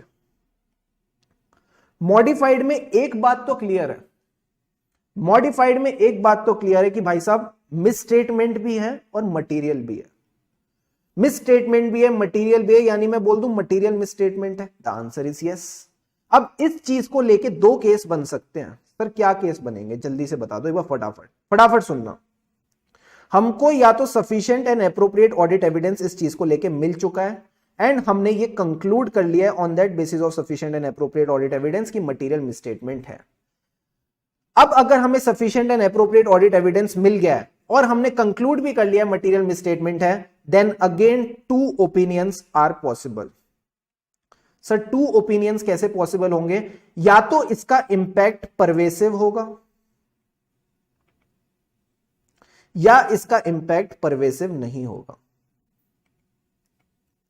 अगर इंपैक्ट परवेसिव है, अगर इंपैक्ट परवेसिव है तो हम इसको बोलते हैं एडवर्स ओपिनियन। जैसा नाम वैसा काम। एडवर्स यानी बहुत ज्यादा खराब, बेकार। बहुत ज्यादा खराब या बेकार को हम ऑडिट लैंग्वेज में बोलते हैं एडवर्स ओपिनियन। यानी फाइनेंशियल स्टेटमेंट में ऐसी मटेरियल मिसस्टेटमेंट है जो पूरे फाइनेंशियल स्टेटमेंट्स को इंपैक्ट कर रही है, परवेसिव इफेक्ट डाल रही है, तो हम इसमें एडवर्स ओपिनियन देके आगे बढ़ेंगे। सर इसका एग्जांपल दे दो। इसका एग्जांपल सिंपल है, आपके फाइनेंशियल स्टेटमेंट गोइंग कंसर्न के हिसाब से नहीं बनने थे, आपकी एंटिटी इसी साल बंद होने वाली है, फिर भी आपने अपने फाइनेंशियल स्टेटमेंट्स गोइंग कंसर्न के हिसाब से बना दिए, यानी पूरे के पूरे फाइनेंशियल स्टेटमेंट्स की एक फंडामेंटल अकाउंटिंग अजम्पशन ही गलत है, तो अल्टीमेटली आपके केस में एडवर्स ओपिनियन आएगा। Right sir.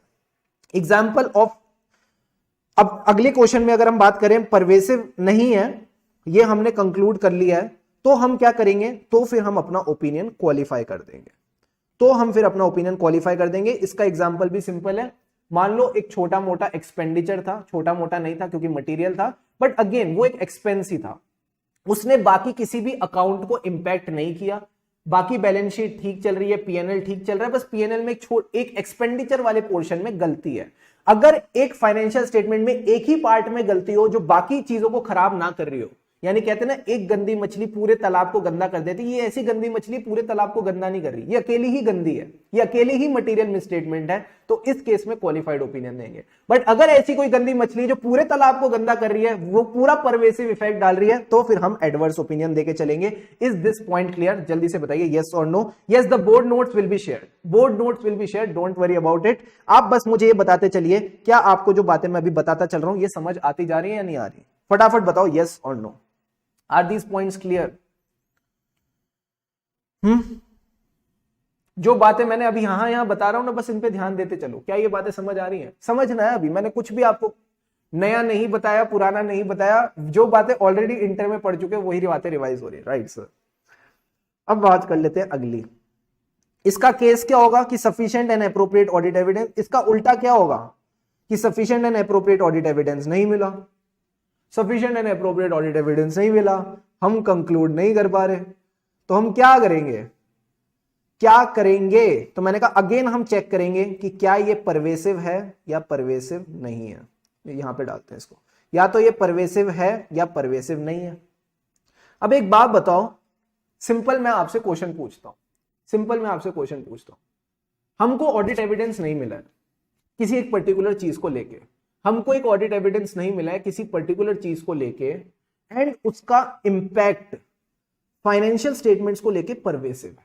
यानी मैं ये बोल दूं मुझे फाइनेंशियल परवेसिव यानी पूरे फाइनेंशियल स्टेटमेंट्स को अफेक्ट करता है, तो जिन फाइनेंशियल स्टेटमेंट्स पे मैं ओपिनियन देने जा रहा था उन्हीं फाइनेंशियल स्टेटमेंट से रिलेटेड मेरे पास sufficient and appropriate audit evidence नहीं है। Sufficient and appropriate audit evidence नहीं है तो मैं कुछ कंक्लूड नहीं कर पाऊंगा। कुछ कंक्लूड नहीं कर पाऊंगा तो मैं अपना ओपिनियन नहीं दे पाऊंगा। आपको ऑडिट का प्रोसेस क्लियर है ना कि आप क्या करते हो? सर सबसे पहले हम sufficient and appropriate audit evidence लेते हैं, उसके बेसिस पे हम अपना कंक्लूजन करते हैं कि ये एविडेंस ठीक है गलत है, उस कंक्लूजन के बेसिस पे हम अपनी रिपोर्टिंग करते हैं, हम अपना ओपिनियन देते हैं। अगर मुझे यही नहीं मिलेगा तो मैं ये नहीं कर पाऊंगा, ये नहीं कर पाऊंगा तो मैं रिपोर्टिंग नहीं कर पाऊंगा। रिपोर्टिंग नहीं कर पाऊंगा को क्या बोलते हैं? मैं अपनी रिपोर्ट इशू नहीं कर पाऊंगा, मैं अपना ओपिनियन नहीं दे पाऊंगा, इसको क्या बोलते हैं? इसको बोलते हैं disclaimer. Disclaiming an opinion is saying like that I won't be able to give my opinion.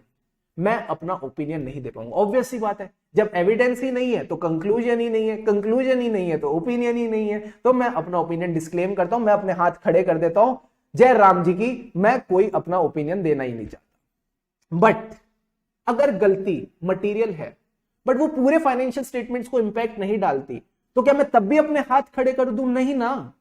तब आप क्या करोगे? सर मैं वही करूंगा जो तब करता जब एविडेंस मिल जाता। चाहे एविडेंस मिले या ना मिले, कोई मटेरियल मिसस्टेटमेंट है जो परवेसिव नहीं है, यानी पूरे फाइनेंशियल स्टेटमेंट्स को अफेक्ट नहीं करती, तो ओपिनियन सेम रहेगा ना। अगर यहां पे मैं अपना ओपिनियन बदल दूं तो गड़बड़ हो जाएगी। तो इस केस में भी अपना ओपिनियन मैं क्वालिफाई ही करके चलूंगा। इस केस में भी मैं अपना ओपिनियन क्वालिफाई करके चलूंगा, यानी जब जब मटेरियल मिसस्टेटमेंट परवेसिव नहीं है, फर्क नहीं पड़ता एविडेंस मिला हो या ना मिला हो, आप अपना ओपिनियन क्वालिफाई करेंगे। Is this point clear? Yes और नो? क्या ये पॉइंट्स क्लियर है? जल्दी से बताइए। ऐसे 705 का ओपिनियन वाला जो पार्ट था दैट इज डन।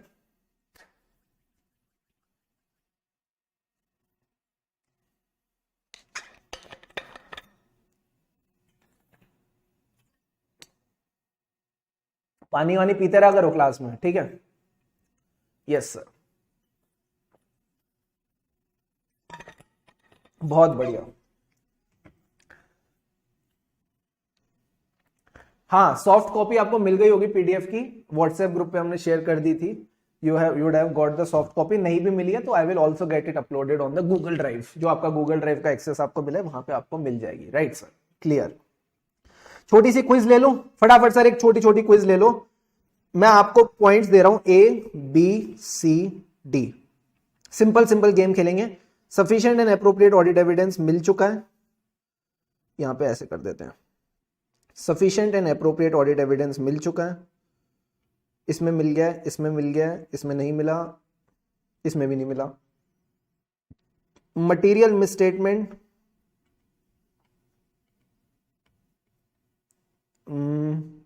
है, सब में है। परवेसिव यहां नहीं है, यहां है, यहां नहीं है, यहां है। जल्दी से बताओ क्या आंसर्स आएंगे फटाफट।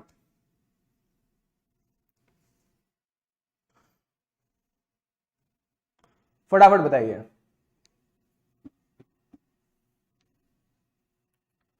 जल्दी से बताइए क्या क्या आंसर आएंगे। ओपिनियन में आपने बताना ABCD, साथ में बताना सारा।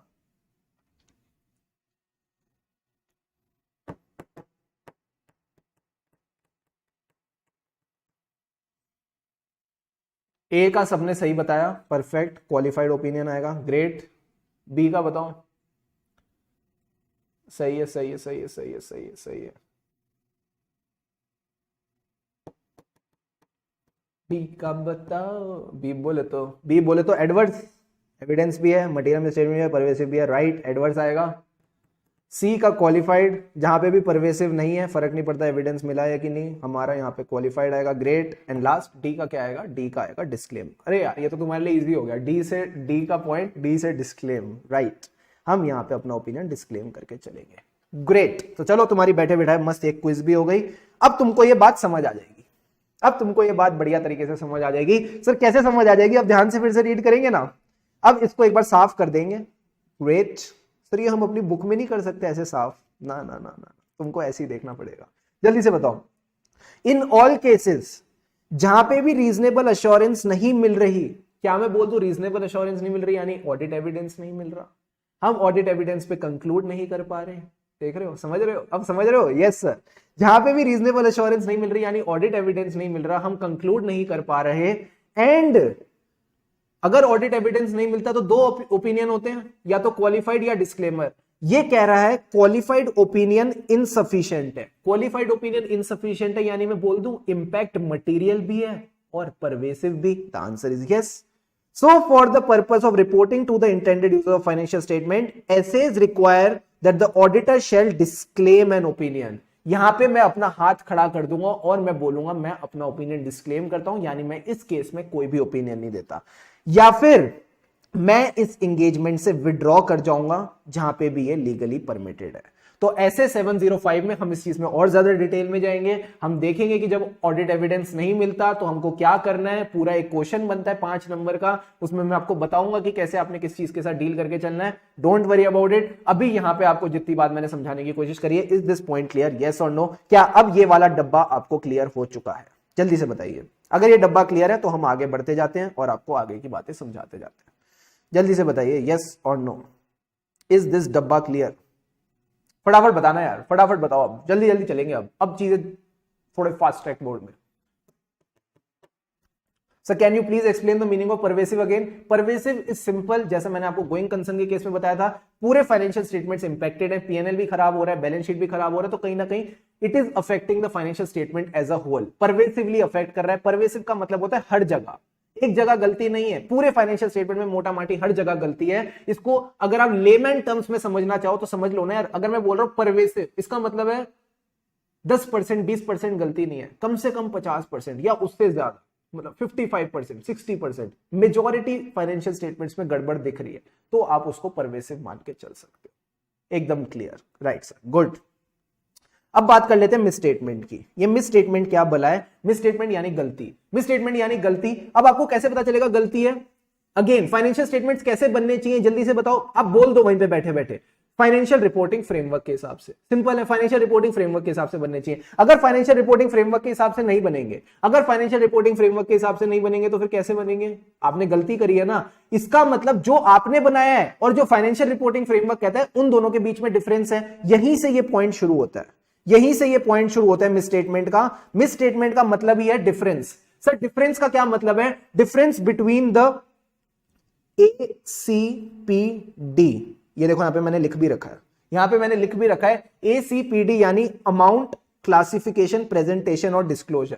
सर किसके बीच में डिफरेंस है? Difference between the amount, classification, presentation and disclosure of a reported financial statement item, यानी जो आपने रिपोर्ट किया है, and the ACPD that is required, यानी जो होनी चाहिए as per the applicable FRF, यानी जो मैंने किया है और जो एप्लीकेबल FRF कह रहा है, दोनों चीजें मेल नहीं खा रही। There is a difference. Misstatement का मतलब ही डिफरेंस है, difference between what I have reported and what is required to be reported as per the applicable FRF। Sir किस चीजों की बात हो रही है? 4 चीजों की बात हो रही है। सारे बच्चे मेरे साथ दोहराना। ACPD पावर रेंजर्स SPD, देखते हो कोई बच्चा तो उसको समझ आ जाएगा। ACPD यानी amount, classification, presentation and disclosure. Amount financial statements में कई सारी बातें आती है, जो रुपीस के आगे लिखे होते हैं उनको अमाउंट्स कहेंगे। क्लासिफिकेशन यानी फाइनेंशियल एसेट्स है यानी अदर फाइनेंशियल एसेट्स है, करंट एसेट है, नॉन करंट एसेट है। प्रेजेंटेशन किस तरह से उसको प्रेजेंट करके चलना है। Disclosure your notes to accounts. यही सारी बातें आपने ध्यान में रखनी है कि अगर डिफरेंस है between the ACPD that you have reported and the ACPD which should have been reported as per the applicable FRF, then this is a misstatement. Material misstatement का क्या मतलब है? Which is expected to influence the economic decisions of an informed investor. Economic decision यानी जो decisions में पैसा involved है, informed investor यानी जिसको पूरी knowledge है, उसके decision को आप impact कर रहे हो, तो वो material misstatement है।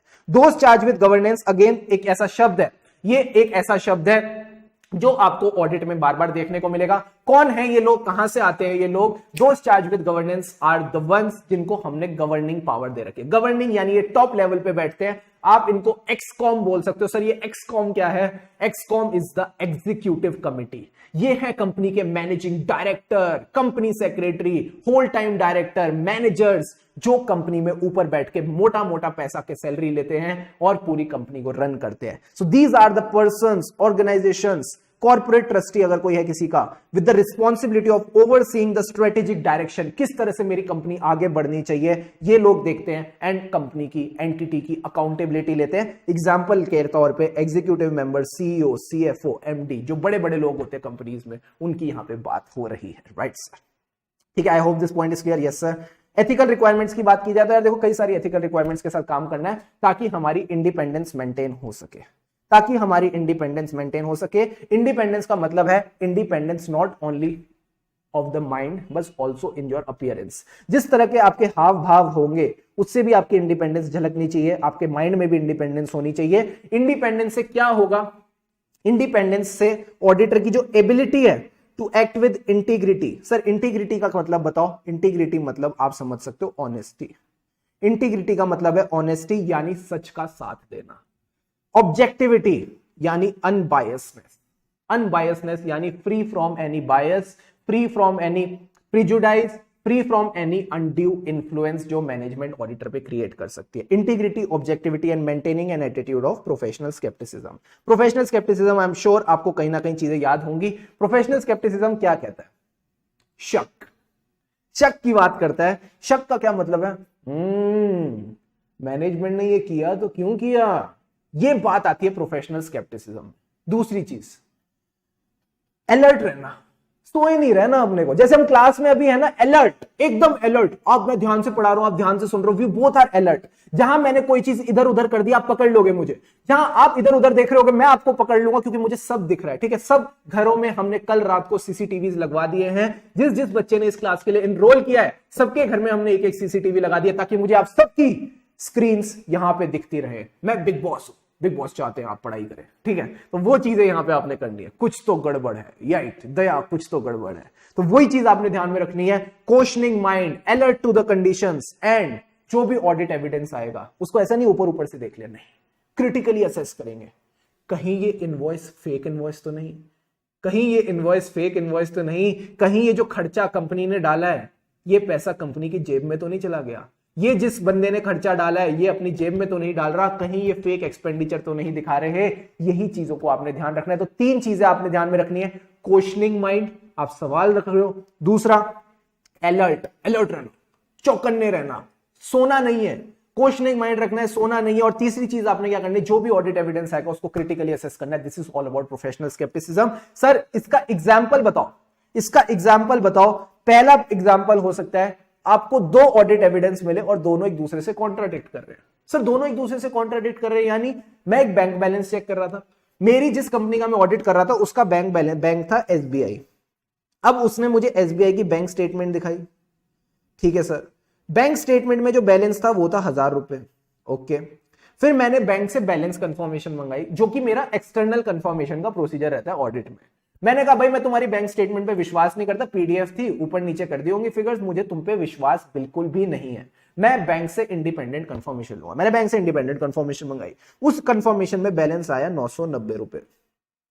इसमें शायद से मुझे इतना फर्क ना पड़े, पढ़ना तो चाहिए, बैंक का बैलेंस हो, एक एक रुपए का मैटर करता है, ये भी इंपैक्टफुल हो सकता है, क्या पता कुछ गड़बड़ चल रही हो। तो यहां पे मुझे थोड़ा सा ध्यान तो देना पड़ेगा, कंपनी से पूछना तो पड़ेगा भाई तुम 1000 रुपए कह रहे हो बैंक स्टेटमेंट में, बिकॉज बैंक स्टेटमेंट भी तो बैंक से निकली है और 990 रुपए भी यहीं से निकले हैं। जब ये मैनेजमेंट 10 रुपए की चीज के लिए ऊपर नीचे हेरा फेरी कर सकते हैं तो हो सकता है क्या बड़े बड़े फ्रॉड कर रखे हो इसने। तो आपने इसी बात को ध्यान रखना है कि ऑडिट एविडेंस जो कॉन्ट्राडिक्ट करता है दूसरे ऑडिट एविडेंस को, example bank statement versus confirmation. दूसरी चीज ऑडिट एविडेंस, एक बात बताओ होता क्या है sir, it is a type of information. जल्दी से बताओ ऑडिट एविडेंस क्या होता है sir? It is a type of information, information that brings into question, क्या चीज पे हमारा सवाल उठता है, into question the reliability of the documents and responses to the inquiries to be used as audit evidence.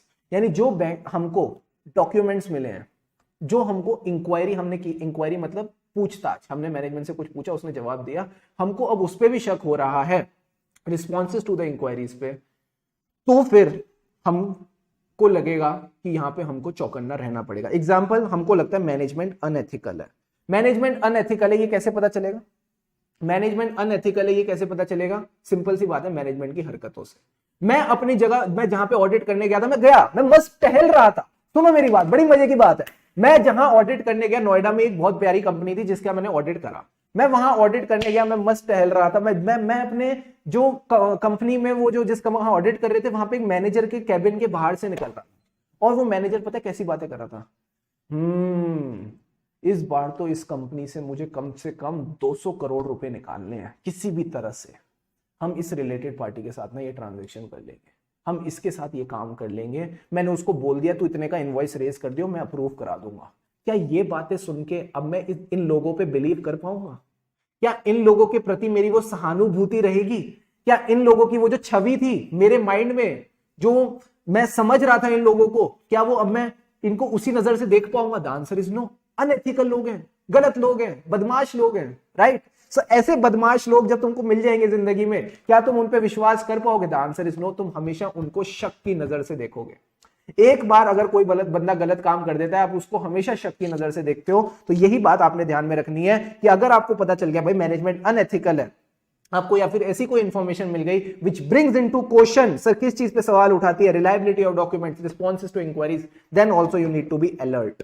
तब भी आपको अलर्ट रहना पड़ेगा। अगली चीज, सर अगली चीज क्या है? Conditions that can indicate possibility of fraud. Example, the internal controls are weak. Internal controls are weak, simple सी बात है।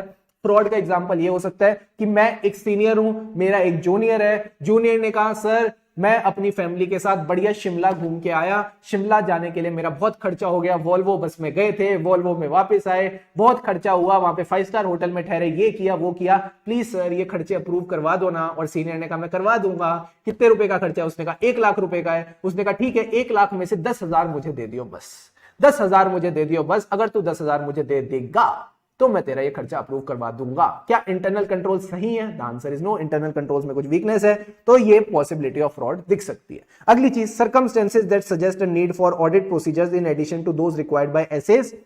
कई बार ऐसा हो सकता है कि आपको ऐसे ऑडिट प्रोसीजर्स करने पड़ जाए जो कि एसएस कहता है उसके भी ज्यादा एडिशनल, तो भी आपको यहां पे प्रोफेशनल स्केप्टिसिज्म करना पड़ेगा। तो अब आपको ये 4 चीजें याद रखनी है। सर 4 चीजें क्या है, जल्दी से बताइए। पहली चीज तो हो गई ऑडिट एविडेंस जो कॉन्ट्राडिक्टिंग है। अगर ऑडिट एविडेंस कॉन्ट्राडिक्टिंग है तो आप बोल सकते हो there is a question regarding the reliability of audit evidence. Management गलत काम कर रहा होगा तभी आपको गलत ऑडिट एविडेंस दिया। So it brings into question the reliability of audit evidence, the responses to the inquiries of the management, right? And then these all, what are they all indicating? These all are indicating the fraud, कि यहाँ पे कहीं ना कहीं fraud है। जहां fraud होगा क्या लगता है, मेहनत कम करनी पड़ेगी, ज्यादा करनी पड़ेगी? जल्दी से बताओ, क्या मेहनत कम करनी पड़ेगी, ज्यादा करनी पड़ेगी? इंटरनल कंट्रोल्स वीक है, risk of material misstatement high है, तो क्या हमको मेहनत कम करनी पड़ेगी, ज्यादा करनी पड़ेगी? जल्दी से बताओ। इंटरनल कंट्रोल्स बहुत खराब है, तो क्या अब आपको मेहनत ज्यादा करनी पड़ेगी, कम करनी पड़ेगी? फटाफट बताइए, यस और नो। क्या करना पड़ेगा? कम मेहनत से काम चल जाएगा या ज्यादा मेहनत करनी पड़ेगी? फटाफट बताओ, बस last 10 minutes before the break. ज्यादा मेहनत करनी पड़ेगी। तो circumstances that suggest the need for audit procedures in addition, addition, इसी एडिशन को हम प्यार से बोलेंगे ज्यादा मेहनत करनी पड़ेगी। ये आईसीआई लिख के नहीं दे रहा कहीं पे भी कि आपको मेहनत ज्यादा करनी पड़ेगी, सीधा बोल रहा है एडिशनल ऑडिट प्रोसीजर्स करो। एसएस तो बोलते हैं, एसएस का तो काम है कहना, कुछ तो एसएस कहेंगे, उनका काम है कहना। छोड़ो उनकी बातें, थोड़ा और एक्स्ट्रा एफर्ट करो, ठीक है? वो गाना पुराना हो गया, छोड़ दो बीती बातें, बीत ना जाए रहना वहना छोड़ो। तुमको बस ये याद रखना है कि अगर तुम्हारे साथ फ्रॉड वॉर्ड की गड़बड़े चल रही है तो तुमको एडिशनल ऑडिट प्रोसीजर्स करने पड़ेंगे, राइट? इसका मतलब है इन चीजों पे हमको अलर्ट रहना है। अब अगली एक बात बताओ, ये प्रोफेशनल स्केप्टिसिज्म से फायदा क्या होगा? कहीं ना कहीं you will reduce the risk. किस चीज की रिस्क आप रिड्यूस कर दोगे? आप रिड्यूस कर दोगे रिस्क ऑफ उई। सर ये उई का क्या मतलब है? उई का मतलब है ओ से ओवरलुकिंग द अनयूजुअल सर्कमस्टेंसेस। बोलो मेरे साथ बोलना। प्रोफेशनल स्केप्टिसिज्म से क्या होगा? We will reduce the risk of OUI. Sir OUI क्या मतलब है? ओवरलुकिंग अनयूजुअल सर्कमस्टेंसेस, यानी जहां पे भी अनयूजुअल चीज है आप उनको ओवरलुक नहीं करोगे, नजरअंदाज नहीं करोगे, right? Second thing, over generalising when drawing the conclusions from audit observations. यानी जब आप ऑडिट ऑब्जर्वेशंस के अपने कंक्लूजन्स वगैरह कर रहे होगे, आप जनरल कंक्लूजन्स नहीं निकालोगे, स्पेसिफिक रहोगे चीजों को लेके, राइट? ओवरलुकिंग से बचोगे, ओवर जनरलाइजिंग से बचोगे, प्लस इनएप्रोप्रिएट अजम्पशंस यूज नहीं करोगे इन डिटरमाइनिंग द एनटीई। सर ये एनटीई क्या है? जैसे आपका अभी वो पिक्चर आई थी ना आरआरआर, उसमें पता है कौन थे? जूनियर एनटीआर थे ना, आई थिंक उसमें, राइट? जूनियर एनटीआर। ऐसे ही अब हम एनटीई के बारे में पढ़ेंगे। सर ये एनटीई क्या है? Nature, timing and extent of audit procedures. तो अगर आपको nature, timing and extent of audit procedure decide करना है, यानी आपको कितने सैंपल्स ड्रॉ करने हैं, आपने कितनी मेहनत करनी है ऑडिट में, उसके रिगार्डिंग आप अपनी अजम्पशंस ठीक ठाक बनाओगे, आप इनएप्रोप्रिएट अजम्पशंस नहीं बनाओगे। बस आपने ये तीन चीजें बता रखनी है।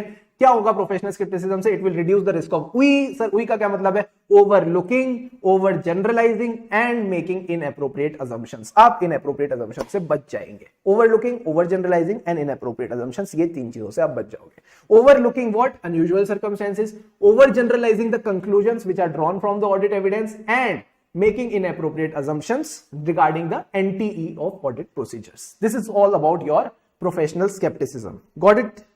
जल्दी से बताइए क्या ये बात समझ आ गई है? अगर ये बात समझ आ गई है, हाँ सर ये बात समझ आ गई है, फटाफट आप क्या करेंगे? फटाफट आप क्या करेंगे? जल्दी से ये अलर्ट वाले पॉइंट्स और रिड्यूसिंग द रिस्क वाले पॉइंट्स को एक बार फटाफट देख लीजिए। जैसे इनको आप एक बार कवर कर ले, मुझे बताइएगा। अभी इनको याद करके खत्म ही करो। पहली बात तो ऑडिट एविडेंस ऐसा मिला है जो दोनों में मेल नहीं खा रहा। अगर ऑडिट एविडेंस कॉन्ट्राडिक्टिंग है तो कहीं ना कहीं it will bring into question the reliability of audit evidence and जो भी हमें रिस्पॉन्सेस मिले to inquiries, plus these will all depict the conditions which are related to fraud. अगर फ्रॉड होगा तो मेहनत ज्यादा करनी पड़ेगी, कम करनी पड़ेगी? बोलो ज्यादा करनी पड़ेगी। तो suggest for need of audit procedures in addition to those required by SS. Professional scepticism से क्या होगा? It will reduce the risk of OUI. Sir OUI का क्या मतलब है? Over generalising, overlooking and inappropriate assumptions. फटाफट इन पॉइंट्स को याद कर लीजिए। और प्रोफेशनल स्केप्टिसिज्म का मतलब तीन चीजें: questioning mind, critical assessment of the audit evidence and being alert to the conditions. आपने चौकन्ना रहना है। फटाफट इनको गो थ्रू करिए, खत्म करिए बोल के एंड मुझे बताइए, फिर हम आगे बढ़ते हैं। जल्दी से एक बार आप इनको देख लीजिए पॉइंट्स को,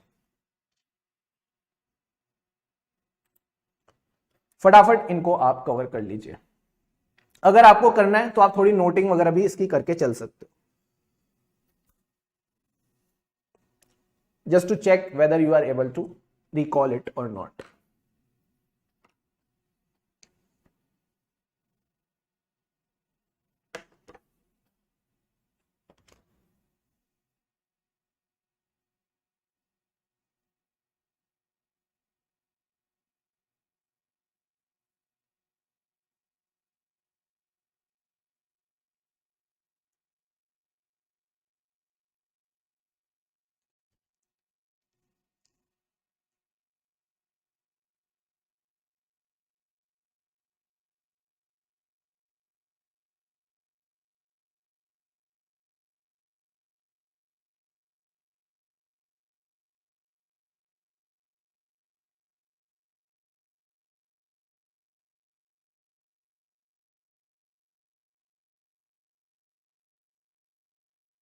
फटाफट करिए और मुझे बताइए, फिर हम आगे बढ़ते हैं। आप बोल बोल के भी इसको कर सकते हो।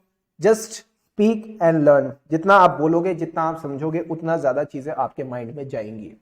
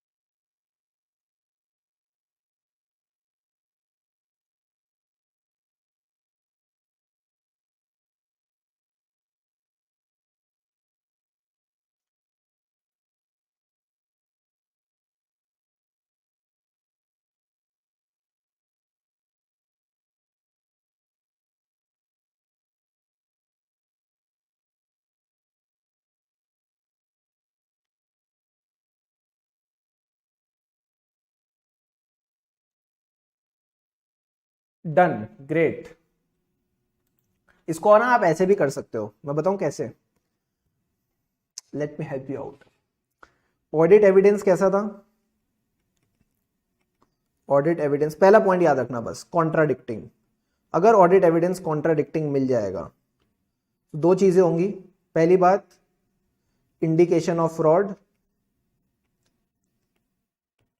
राइट, कि यहां पे कहीं ना कहीं फ्रॉड चल रहा है। दूसरा, question on the reliability of other information that you are obtaining from the management.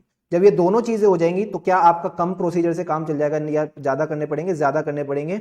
Procedures in addition to those required by SS. SS से ज्यादा आपको प्रोसीजर्स करने पड़ेंगे। तो इस तरह से आप अपना एक माइंड मैप बना के चल सकते हो। ये माइंड मैप आप अपना दिमाग में रख के चल सकते हो कि प्रोफेशनल स्केप्टिसिज्म हमको किस टाइम पे अलर्ट रहना चाहिए, राइट। ठीक है, ये एग्जाम्पल्स है जहां पे आपका चौकन्ना आपको होना जरूरी है। और इससे होगा क्या, it will prevent you from we overlooking, over generalising and making inappropriate assumptions.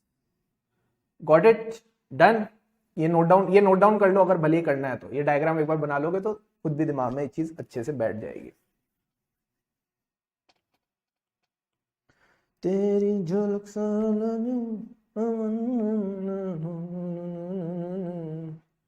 ये क्या हो रहा है, अच्छा मेरे स्क्रीन पे है, ठीक है। नोट डाउन कर लिया इसको बना लिया डायग्राम को, फटाफट बताओ, इज दिस डायग्राम डन?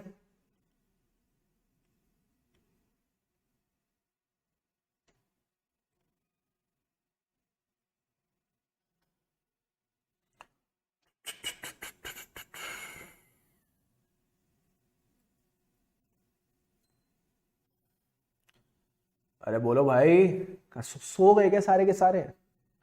जल्दी से बताओ भाई, फटाफट।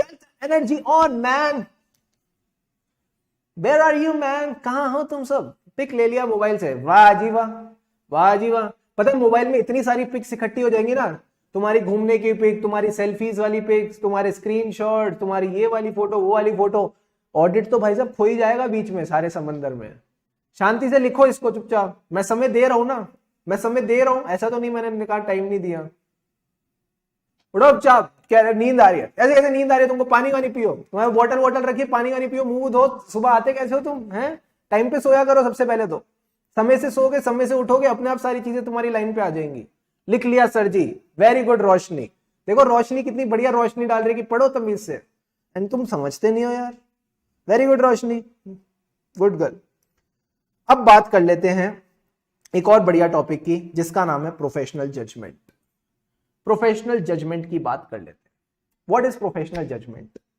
इधर देखो, यहां मत देखो, इधर देखने की जरूरत नहीं है, यहां देखो, यहां। Very good, Nikita T P रही है, वेरी गुड। अब देखो जजमेंट क्या होती है। Judgement is basically your opinion. मैं किसी को जज कर रहा हूं, यानी मैं अपना एक ओपिनियन बना रहा हूं किसी चीज के बारे में। एक चार्टर्ड अकाउंटेंट का क्या लगता है जजमेंट किस चीज से बनती है? चार्टर्ड अकाउंटेंट को छोड़ो, हमारी जजमेंट किस चीज से बनती है? सर हमारी जजमेंट बनती है हमारे एक्सपीरियंस से। हम जो चीजें पढ़ते हैं, हम जो चीजें समझते हैं, उससे हमारी जजमेंट बनती है। जो हमारा एक्सपीरियंस होता है, जिन लोगों के साथ हम उठते बैठते हैं, उससे हमारी जजमेंट बनती है। तो एक चार्टर्ड अकाउंटेंट के एक्सपीरियंस में क्या क्या आता है? दो ही चीजें, या तो उसने CA inter, CA foundation, CA final clear करे हैं, या उसने आर्टिकलशिप करी है। यही दो चीजें हैं जो उसकी जजमेंट बनाएंगी। जजमेंट का क्या मतलब है? जब उसको ऑडिट करना होगा तो वो अपना दिमाग चलाएगा। दिमाग चलाने को बोलते हैं जजमेंट। तो जजमेंट ये आपको बोलता है कि now you will be applying the relevant training, knowledge and experience. जो भी आपने this is the last topic before the break, इसके बाद मैं आपको ब्रेक दे दूंगा। आपने जो भी ट्रेनिंग ली है, जो भी आपने नॉलेज इकट्ठी करी है सीए फाइनल की, जो भी आपका एक्सपीरियंस रहा है अब तक, जब आप उसको अप्लाई करने जाते हो, उसको हम प्रोफेशनल जजमेंट बोलते हैं। So the application of training, knowledge and experience within the context provided by auditing, accounting and ethical standards in making informed decisions. आप अपने डिसीजंस एकदम बढ़िया तरीके से ले पाओ about the course of action that are appropriate in the circumstances of audit engagement. Simple game इन्होंने यहां पे बोल दी, जहां आप अपना माइंड अप्लाई करते हो in making the decisions. Sir ये कौन सी चीजें हम अप्लाई कर रहे हैं? एप्लीकेशन ऑफ रेलिवेंट ट्रेनिंग, जो भी आपने ट्रेनिंग ली है आर्टिकलशिप की, जो आपने नॉलेज इकट्ठी करी है सीए फाइनल में, जो भी आपका पूरा एक्सपीरियंस रहा है, जब आप ऑडिटिंग में, अकाउंटिंग में या एथिकल स्टैंडर्ड्स के हिसाब से आपको डिसीजन लेने। एथिकल स्टैंडर्ड्स के डिसीजन में आपको समझाऊंगा जब हम कल प्रोफेशनल एथिक्स के साथ स्टार्ट करेंगे, आपको सारी चीजें क्लियर होती जाएंगी। तब तक के लिए इतना समझो, professional judgement is just application of जो भी आपने अभी तक सीखा है। राइट सर, क्या इसका डेफिनेशन का रट्टा लगाना है? बिल्कुल भी नहीं लगाना। कभी ऐसे ही आपसे नहीं पूछने वाला प्रोफेशनल जजमेंट क्या होता है। You just need to have an understanding what do we mean by professional judgement. जो भी अभी तक हमने सीखा है उसको बस हमको अप्लाई करना आना चाहिए। कहां पे प्रोफेशनल जजमेंट की जरूरत पड़ सकती है? Just read through these points. हमको ऑडिट में मटीरियलिटी डिसाइड करनी होती है, ऑडिट रिस्क समझनी होती है, वहां पे जजमेंट लगेगी। सर ये मटीरियलिटी और ऑडिट रिस्क के कॉन्सेप्ट्स क्या हैं? ये आपको यहाँ पे मैं ब्रेक के बाद एक बार एकदम अच्छे से समझा दूंगा कि ऑडिट रिस्क में क्या क्या कंपोनेंट्स होते हैं, risk of material statement, inherent risk, control risk, सारी बातें हम एक बार करके चलेंगे, डोंट वरी अबाउट इट। बस अभी इतना समझो यहाँ पे जजमेंट इन्वॉल्व होगी। देन अगेन जितनी रिस्क होगी उसके हिसाब से हमको अपने ऑडिट प्रोसीजर्स करने पड़ेंगे, तो वहां पे भी जजमेंट इन्वॉल्व हो गई। ऑडिट प्रोसीजर करके क्या मिलता है? Sufficient and appropriate audit evidence. तो जो भी ऑडिट एविडेंस हम इकट्ठा करेंगे उसको चेक करना कि ये सफिशिएंट है, अप्रोप्रिएट है। सफिशिएंट यानी क्वांटिटी ठीक है, अप्रोप्रिएट यानी क्वालिटी ठीक है, उसमें भी हमारी जजमेंट लगेगी। एंड अगेन अपनी जजमेंट लगाएंगे मैनेजमेंट की जजमेंट को चेक करने के लिए। देख रहे हो साइकिल, देख रहे हो? मैनेजमेंट ने जजमेंट लगा के फाइनेंशियल स्टेटमेंट बनाए, अब ऑडिटर अपनी जजमेंट लगा के चेक करेगा कि मैनेजमेंट की जजमेंट ठीक है कि नहीं। मजेदार लग रही है बात? मैनेजमेंट ने जजमेंट लगाई फाइनेंशियल स्टेटमेंट बनाने के लिए, ऑडिटर अपनी जजमेंट लगा रहा है ये चेक करने के लिए कि मैनेजमेंट की जजमेंट ठीक है कि नहीं। And last but not the least, जो ऑडिट एविडेंस मिला है उससे हम अपने कंक्लूजन ड्रॉ करते हैं। तो क्या मैं ये बोल दूं पूरा ऑडिट के प्रोसेस में ही जजमेंट इन्वॉल्व है? पहले मैंने रिस्क असेस करी, रिस्क असेस करने के बाद मैंने देखा मुझे कितने ऑडिट एविडेंस इकट्ठा करना है, nature, timing and extent of audit procedures. फिर ऑडिट एविडेंस जो इकट्ठा किया वो चेक किया है सफिशिएंट है, अप्रोप्रिएट है, उसके बेसिस पे जो कंक्लूजन ड्रॉ करे उसमें जजमेंट लगी, और मैनेजमेंट की जजमेंट के लिए भी अपनी जजमेंट लगाई। ये तो बड़ी सिंपल बातें कर दी सर आपने, सिंपल ही है, सिंपल ही है। Is are these points clear? क्या ये कहां पे जजमेंट इन्वॉल्व होती है? ये पॉइंट क्लियर है? क्लियर है तो मैं तुमको ब्रेक दे दूंगा, ठीक है? ये मेरा तरीका है तुमसे क्लियर निकलवाने का। क्या ये पॉइंट्स क्लियर हैं? अगर तुमने बोला हां तो तुमको ब्रेक मिल जाएगा, अगर तुमने बोला ना तो मैं तुमको आधा घंटा और पढ़ाऊंगा। जल्दी से बताओ क्या ये पॉइंट्स क्लियर है? यस और नो? जल्दी बोलो बच्चों प्यारे बोलो, फटाफट बता दो। सर क्लियर है? ठीक है जी। Now is the time for the break. Break पे जाइए और ब्रेक के बाद वापस आइएगा जल्द ही। सर ब्रेक कितनी देर का है? So the break is of 10 minutes. 10 minute का ब्रेक है, 10 मिनट के ब्रेक पे जाइए और फटाफट आपसे ब्रेक के बाद मिलते हैं, ठीक है? देवी और सज्जनों ब्रेक के बाद मिलते हैं।